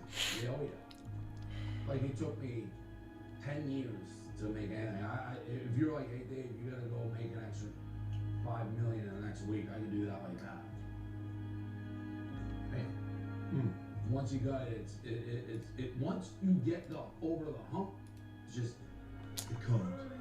I remember the first time I saw it when I really got a lot. I was like, I spent 5 hours just talking about the interest I was getting on it. I couldn't believe it. It's like I'm making money not doing it. It's just like that's when you're really making money, when you're sleeping. Yeah. When you're not working. Yeah. And your money's working for you, although you're not working for it. Yeah. But it took so long for us to turn the corner and make money. But once we got going, it goes.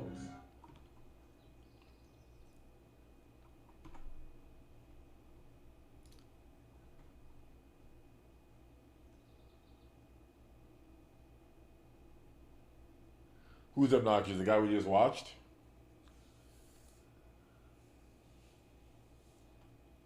The one that reviews pizza? He's part owner of Barstool, so damn.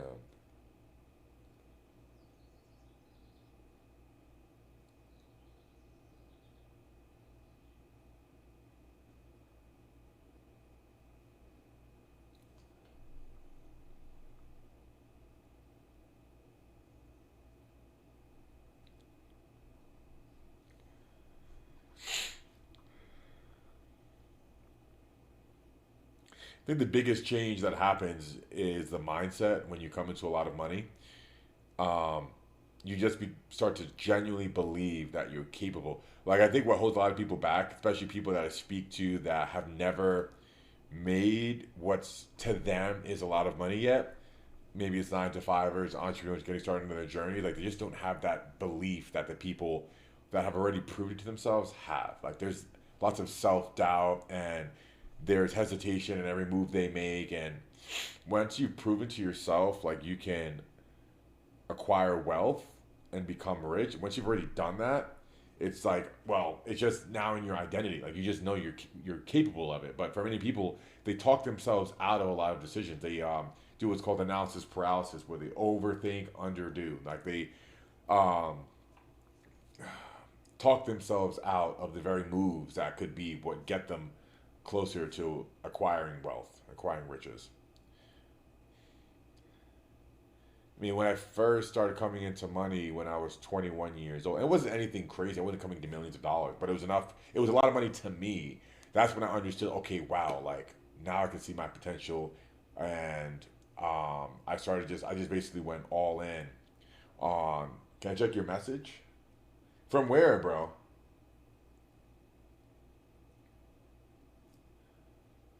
Okay.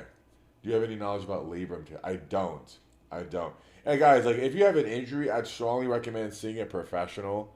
I have lots of experience lifting, but I would not be the person to tell you about your labrum tear. You definitely got to go see a professional, get an MRI, get a proper scan done, and see exactly what you're dealing with. Many bros I know that get injuries, they just guess what it is, or they ask a bro that maybe has more experience than them or their trainer, and they don't ever actually go to the doctor or see a professional and get a scan done and know exactly, because without a scan, you really don't know what you're dealing with. You just do not know. And even, don't leave it to chance. Don't just guess what it is. Like, definitely spend a bit of money and time you have to get it scanned and see exactly what you're dealing with.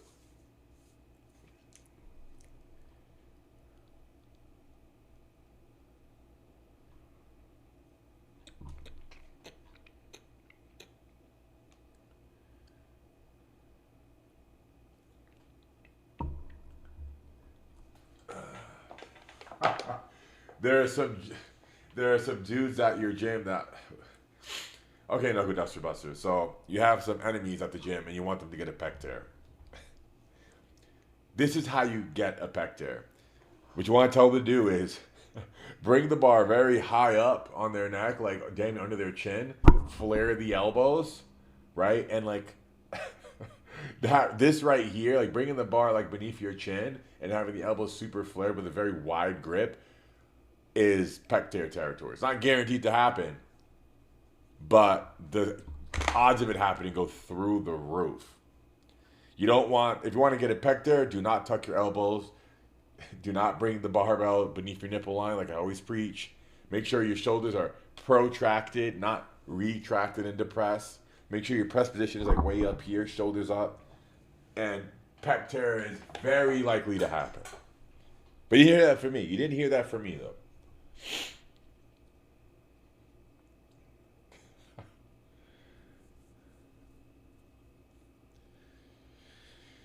Yeah, Mark, I say this about heavy lifting all the time. Like many people are afraid to lift heavy because they've maybe had a small injury in the past, or they know a person that was lifting heavy and got injured, and then now they think because that one person, the video they saw online or whatever, and this person, whether it's in their close circle or online, got injured, that they're going to get injured too just because it's heavy.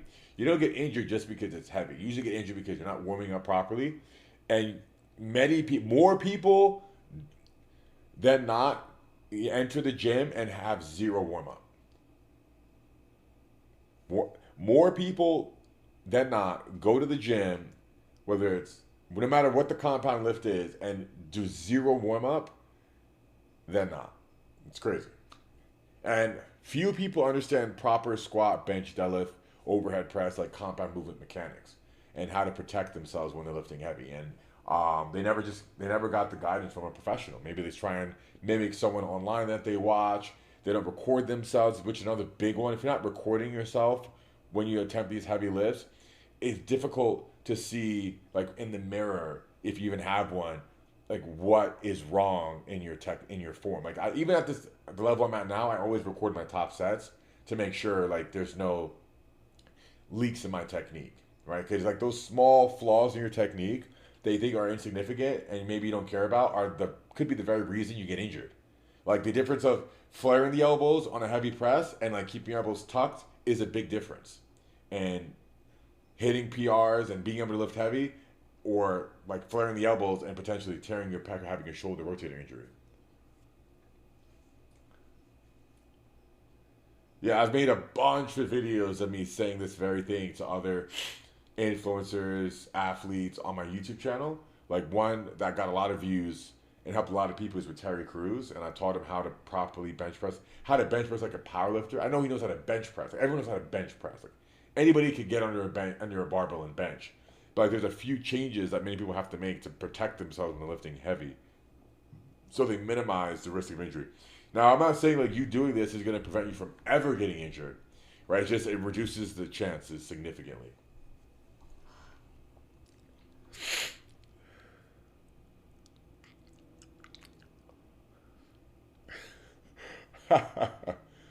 Oh man, I mean, like, I've never been to an Indian beach, right?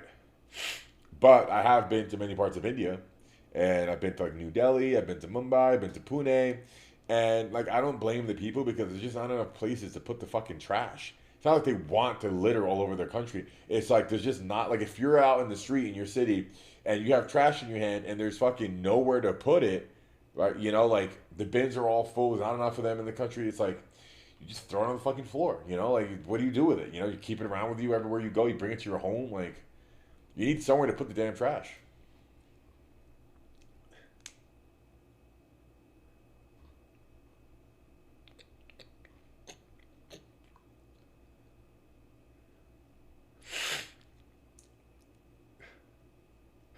The flat. That's hilarious. This is actually so fucking wild and so true. This is so unbelievable. It's wild the generation we're in where like I know people will be playing GTA 6 and from playing this just playing this video game and streaming it or making content from it, they're going to become millionaires. Which is unbelievable when you think about it. I mean, it's been happening for years, you know. Like this is nothing new. People have been making money on video games for years. This is nothing new, but it's like there's so much opportunity now more than ever. I think like with streaming platforms like Kick, Twitch, and others, and of course like repurposing content from that to make money and monetize playing video games. But like when you think about it, it's not like you're gonna be making pay. Like people literally will be making millions playing this video game. And I might be one of them. I love GTA, and I'll definitely take advantage of the opportunity and do some GTA 6 streams when it comes out. 100%, I will be doing GTA 6 streams. I'm not gonna be going OT with it, like OTT with it, and I'm doing like crazy 10-hour streams. I'll probably do like 2 to 4 hour streams at a time, but I will definitely be investing some time into this game. I don't think there's anyone that's a streamer who's not going to play GTA 6. I think everyone is going to be by far, I think, the most popular category on every streaming platform for like probably the first month. At least the first month.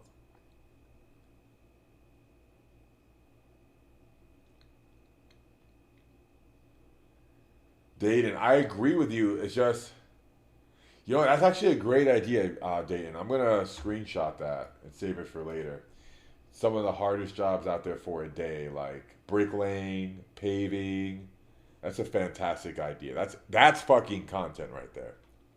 Especially because people may want to see like what a big, strong gym guy would be like in the field and like how much of his strength is functional versus what's not, you know? That's really good. Knuckle Duster, I genuinely enjoy playing video games. Now, I wouldn't consider. I'm a very casual gamer. I don't play competitively. I don't care about like being the best at any particular game, or like my ranking or playing online. My favorite content, my favorite kind of video game is like horror and short and sweet, like 4 to 8 hours. Like I want to pick up a game and be done with it within a couple of days. I don't like open world games like this one on Steam just came out, Crimson Desert, and they're saying it takes 100 hours to complete it. I don't have that time to fucking put 100 hours into a video game. Now, with that said, if it was a game where I can enjoy and also produce revenue like GTA 6, I know everyone's going to want to be watching, different story. But Crimson Desert, I mean, just to play just for fun and put literally 100 hours into it, I couldn't do that. I want to be able to pick up a game and finish it within a couple of days. Same reason I don't like playing competitive video games, right? Because to get good at any competitive game, you know, you have to invest a lot of time and energy into it, right?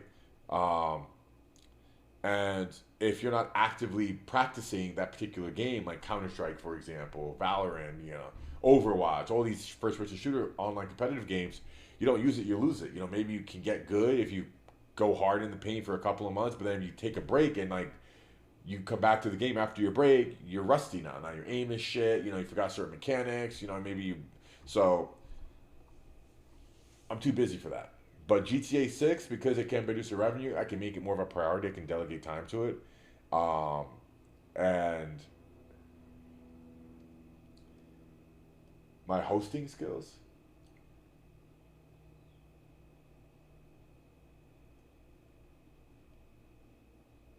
My goon. What do you mean by hosting skills, Knuckle Duster? At a network show, either fitness-related game show or hosting. I'd be very interested in being a host. Essentially, it's what I've been doing the last several years on my channel. I haven't hit a PR in God knows how long. It's been years. What I enjoy most now is like giving others my platform and the spotlight and the opportunity to go viral and get opportunity. And finding like diamonds in the rough. People like Andre Smaya, for example, Andrew Jack, back when he first started. Like, that's contribution, and that's so much more fulfilling than consumption.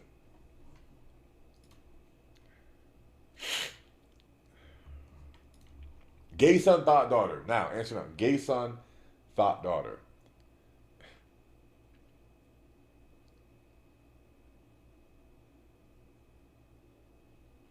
It's wild. It's like MJ's son almost looks older than MJ.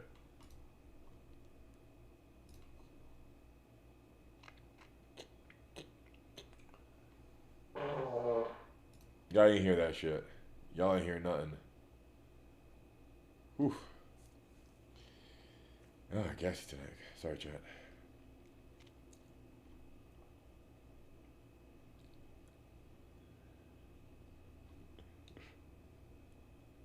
Thought though. Any reason why AR-15?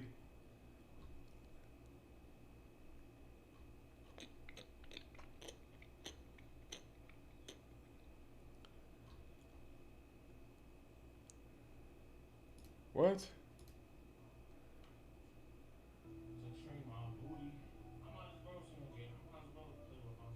What?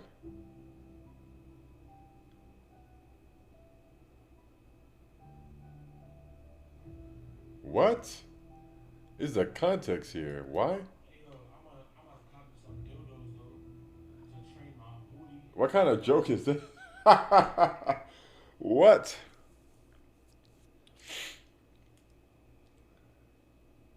Because she can do OF and make millions and then retire you? Smart man, yes. But then see the future, by the time if you had a kid now, and by the time they're 18 years old, OF is gonna be a thing in the past. AI is taking over that game.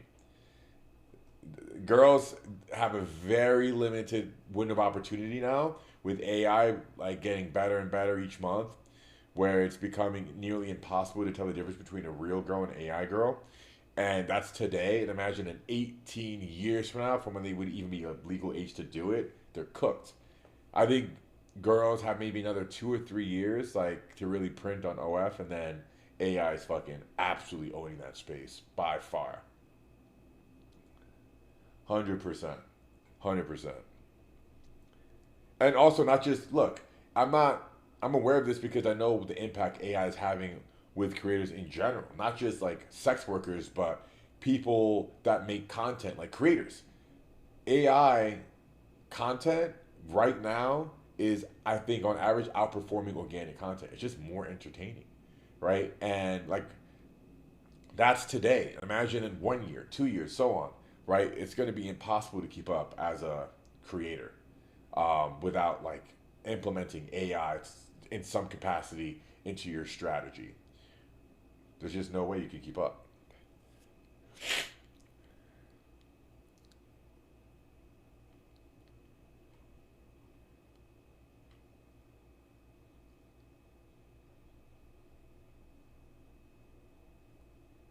Oh yeah, then now imagine you guys see that movie Blade Runner 2049 where the protagonist has like this hologram in his living room that acts as his like AI girlfriend. He can't touch her, he can't feel her or smell her. Like it's only visual. Like the only sense she simulates is like he can't. It's just a hologram, and I think we're gonna be at that level like within in our in I don't know when, but in our lifetime, I think we're gonna see that. I think it's gonna take some time from where we're at today, but it's gonna happen. And then soon there's gonna be like AI intelligence inside like love dolls that you'll be able to fuck and they'll be able to talk to you like with artificial intelligence like you do with Grok and ChatGPT and whatever else.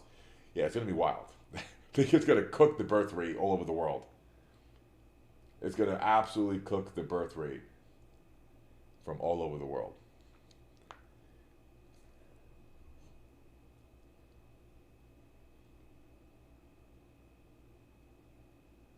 Yeah, like hologram webcam performance, for example. And then, of course, there's going to be like that one movie. What was it? When. There's so many movies on this topic already. There's countless movies already. Like, I think one was with Megan Fox recently, where it's like an AI intelligence inside of a humanoid robot. Like, dude, like, the next generation is cooked. The next generation's fucking cooked. The hologram, no, I think we need to get the sex bots first, and it's going to be like ludicrously expensive just for the ultra rich, like 6 figures probably plus for a bot, or like maybe you have to finance it or it's on subscription or whatever. And then like it's gonna trickle down to the working class. But the hologram shit I think is gonna take, I think the sex bots will come before the hologram. They're already doing it in China. I mean, there are sex bots now, right? But they're shit, right? But like, where it's gonna be like you're with a human being, I think it's gonna take some time. But we're gonna see in our lifetime. The whole point of this is like we're gonna see it in our lifetime.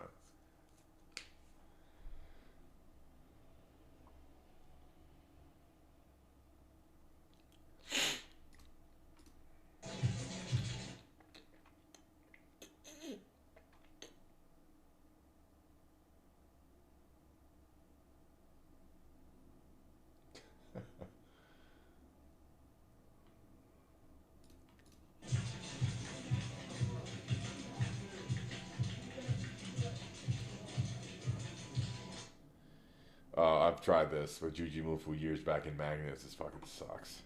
Count me out of that.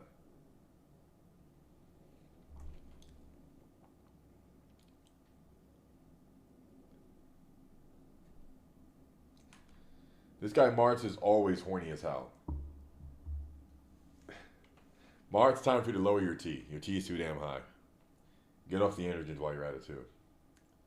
Is that to get faster kicks? At least like for glute activation? Like to activate your glutes and hamstrings? Martz, are you actually a Fruit Loop? Or are you just saying that? Anyone here in the chat gay? Just curious. No judgment. Martz, I know you are. Anyone else? Any other gay boys here?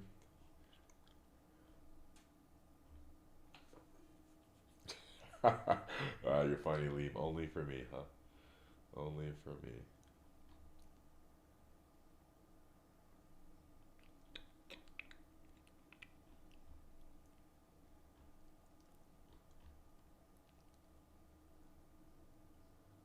Is pegging gay?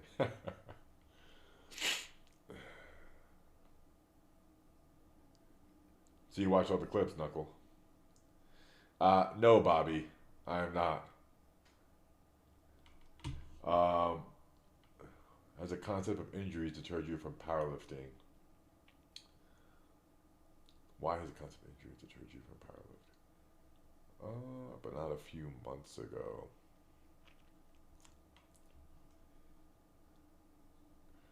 What's good, Billy Brown? How we doing? I think the main reason is because after that like 2-3 year break when I was just focused on bodybuilding content and business, of not doing powerlifting, I started to really crave lifting heavy and wanted to see if I have the mental capacity to get back into it before I'm too old to ever hit another PR again in powerlifting. And when trying to make a return, because again, as I mentioned earlier, like you don't use it, you lose it. I've become rusty with my technique, and I was getting small injuries, like small tears, every damn week that would set me back several weeks. So I literally was not able to progress because I was always injured to some extent, and I never have been one to train with small injuries, no matter how small they are. Because typically that's how you get big injuries, right? Like that small tear becomes bigger if you don't give it the time it needs to recover and heal 100%, right? And I'm not saying I'm done with powerlifting forever, but it's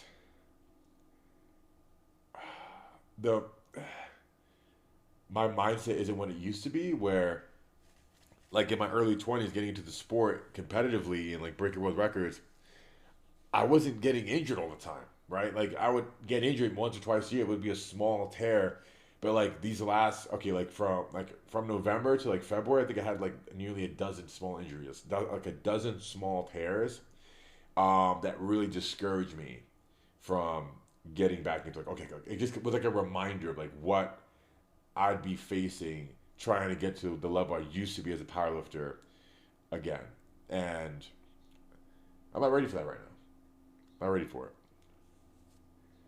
Now, what gets me more excited is being more of a versatile athlete. And as I mentioned earlier on the stream where I said I want to do like 30-day long training camps to learn just learn more about sports in general. You know, I'm a fan of many sports, and it'd be interesting to learn from a professional sprint coach, from Chris Harry about calisthenics, from say someone like Magnus for rock climbing. You know, from a professional swimmer to have like great swim technique. Like it just there's so many sports that I want to try. Like at a not a competitive level, but like just to learn from a professional, golf even, just see what I'm capable of besides squat, bench, deadlift. Right? 'Cause I've done it for so many years. Like the novelty's not there anymore. Like I know what it takes to hit a squat, bench, deadlift PR. I've cracked that code. I know what to eat, what steroids to take, how to train. You know, so there's no mystery there anymore. It's all very like too familiar to me. After doing it for like a decade, like a decade I've done powerlifting, right? So there's just no more novelty there. I still enjoy it. I still enjoy lifting heavy, being strong, but I'm just not willing to put my body on the line like I used to get a PR anymore. And as you get older, you become more aware of your mortality and of injuries and like longevity. Just it's natural process for every man. So that like my mindset just isn't the same.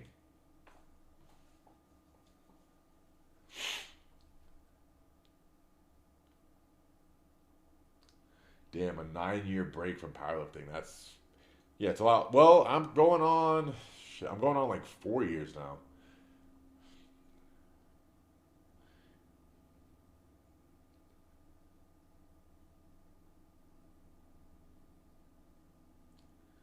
You stopped powerlifting with all the injuries, came back 9 years later, and you're addicted again. Here's the other thing too, I'm not going to retract what I just said, but I think it's really important to add on that what got me addicted to powerlifting in the first place is getting stronger, hitting PRs. I set the bar so high when I was actively competing that to hit a PR in any lift feels like climbing a mountain.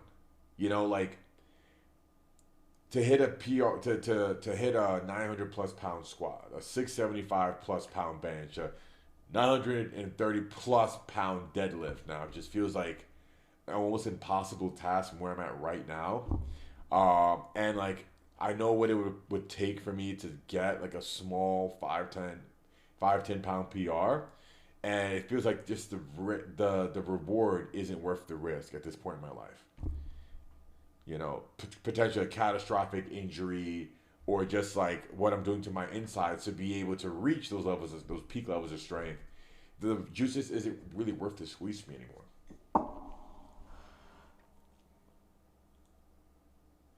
Well, the good thing is that I hit all those PRs on camera. Every single PR I think I've ever hit in my entire life has been on camera and is being spammed on TikTok. So the spirit of Larry Wheels, the powerlifter, will forever live on. Yeah, Knuckle Duster. It's like, at what point is enough enough? You know, I do miss hitting PRs all the time. I don't want to hit like a PR like once a year. Like that's not exciting for me. I want to be able to hit a PR like once every couple of months, for example. You know, like, but anyways, yeah, like to me, like the juice isn't worth the squeeze anymore.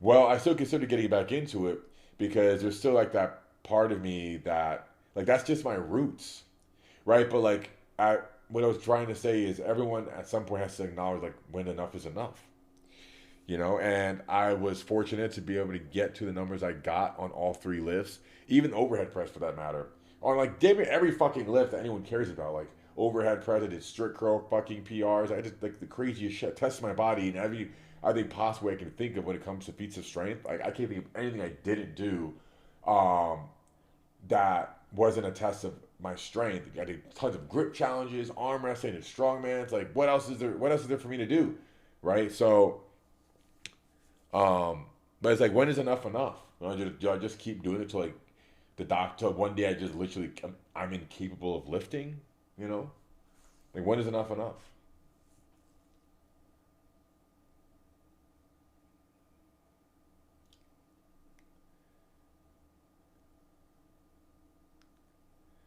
Yeah, and then at some point, like, got to evolve too, right? PR Powerlifter Larry was back when I was 21 years old. I'm 31 years old now, married man, right? Doing this shit for over a decade. You have to evolve at some point. And there's still so much of the world for me to explore that isn't like squat, bench, deadlift. You know? Like I was saying, like learning how to sprint properly, committing to calisthenics for 30 days with Chris Harriet, for example, you know, doing rock climbing for a month. Like, there's still so much I get to do. Like, now because I built such a platform, I'm able to reach out to like some of the best coaches and athletes in the world and make some really cool content, have a ton of fun doing it. But when I'm locked in as a powerlifter with the sole mission of like hitting a PR, breaking world record, I become restricted because back when I was actually hitting PRs and making progress, like I lived a very recluse lifestyle where all I did was like eat, train, and sleep, and content was just an afterthought, business afterthought, relationship afterthought, like everything was put on the shelf, and I was just so locked in, I had so much tunnel vision that if I did that now, I feel like I'd be compromising a lot of my opportunity I have available to me today. Oh hell yeah! If my son became a powerlifter, absolutely, I'd be all for it. And I tell him to do it sooner than later because as you age and you get injured, you know, you start to lose that edge. You know, like that edge I had when I was 17 years old, discovering the sport, thought I was fearless, which actually is super useful for powerlifting because if you're always in your head about getting injured, like I am now, many other people are after trying the sport and getting injured, you can't ever really realize your true potential. So like that edge I had in my set when I was 17 to like up to about 25 or so, just being totally fearless. Like I didn't fear shit. I was never worried about getting hurt during those years. I'm contrary to what people have seen of me in the past. Like I was never worried about getting injured going to like any lift. It just never. If I was, I would have probably went through with the lifts. You know, I just thought I was invincible. You know, but you start to lose that as you age.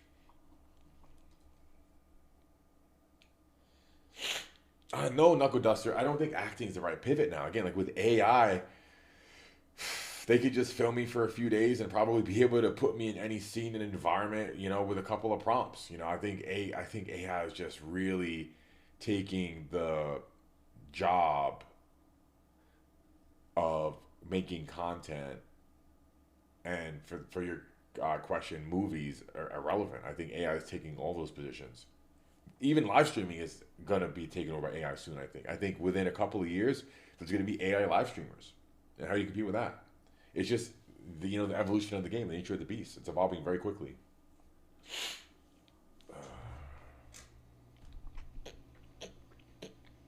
Chat, there's literally a show out right now that I think it's on Prime. It was made entirely with AI. The whole fucking show was made with AI. Like meaning I think they just literally captured, like did like a face capture for some actors, and they just put them in a bunch of different environments doing different things.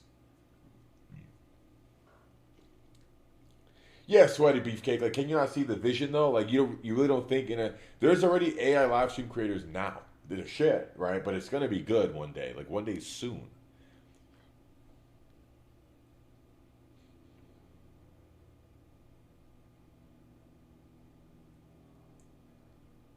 I disagree, Knuckle Duster. I think Jesse, Will, Big Boy, Leif, Eddie. Actually, all the names you gave me have charisma. What are you looking for? Like, how do you define charisma? Because to me, all the names you just dropped have aura, charisma, right? AI Larry sitcom.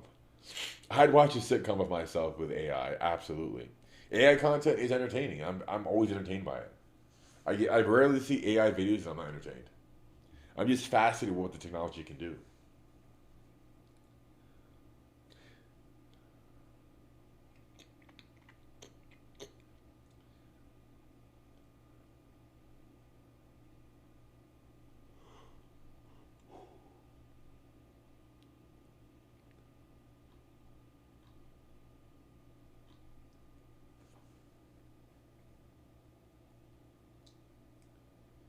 AI Fruit Island, I have not.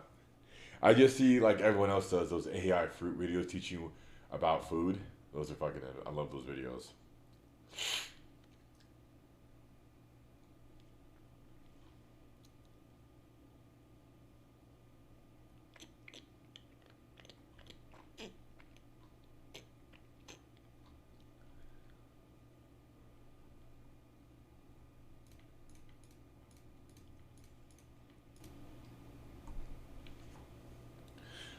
Got a nasty pimple there.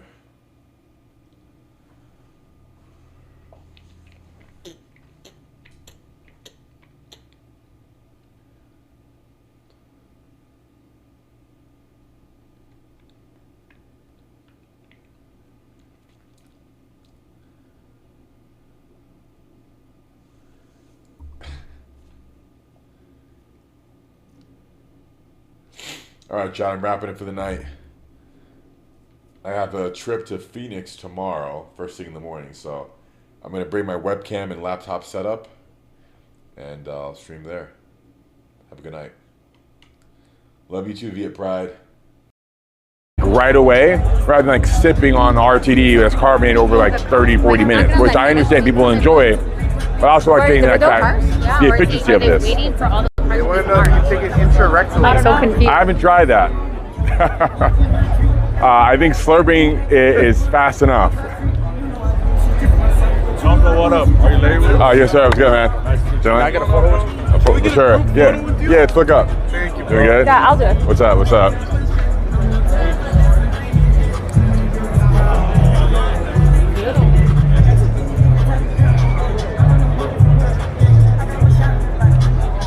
Thank you.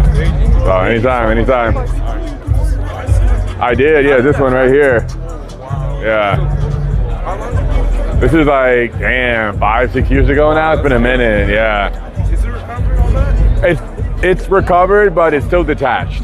But it doesn't hurt anymore, so. Nice meeting you. Good meeting you too, brother. Have a good night. See you around. Later. But that is the dumbest fucking thing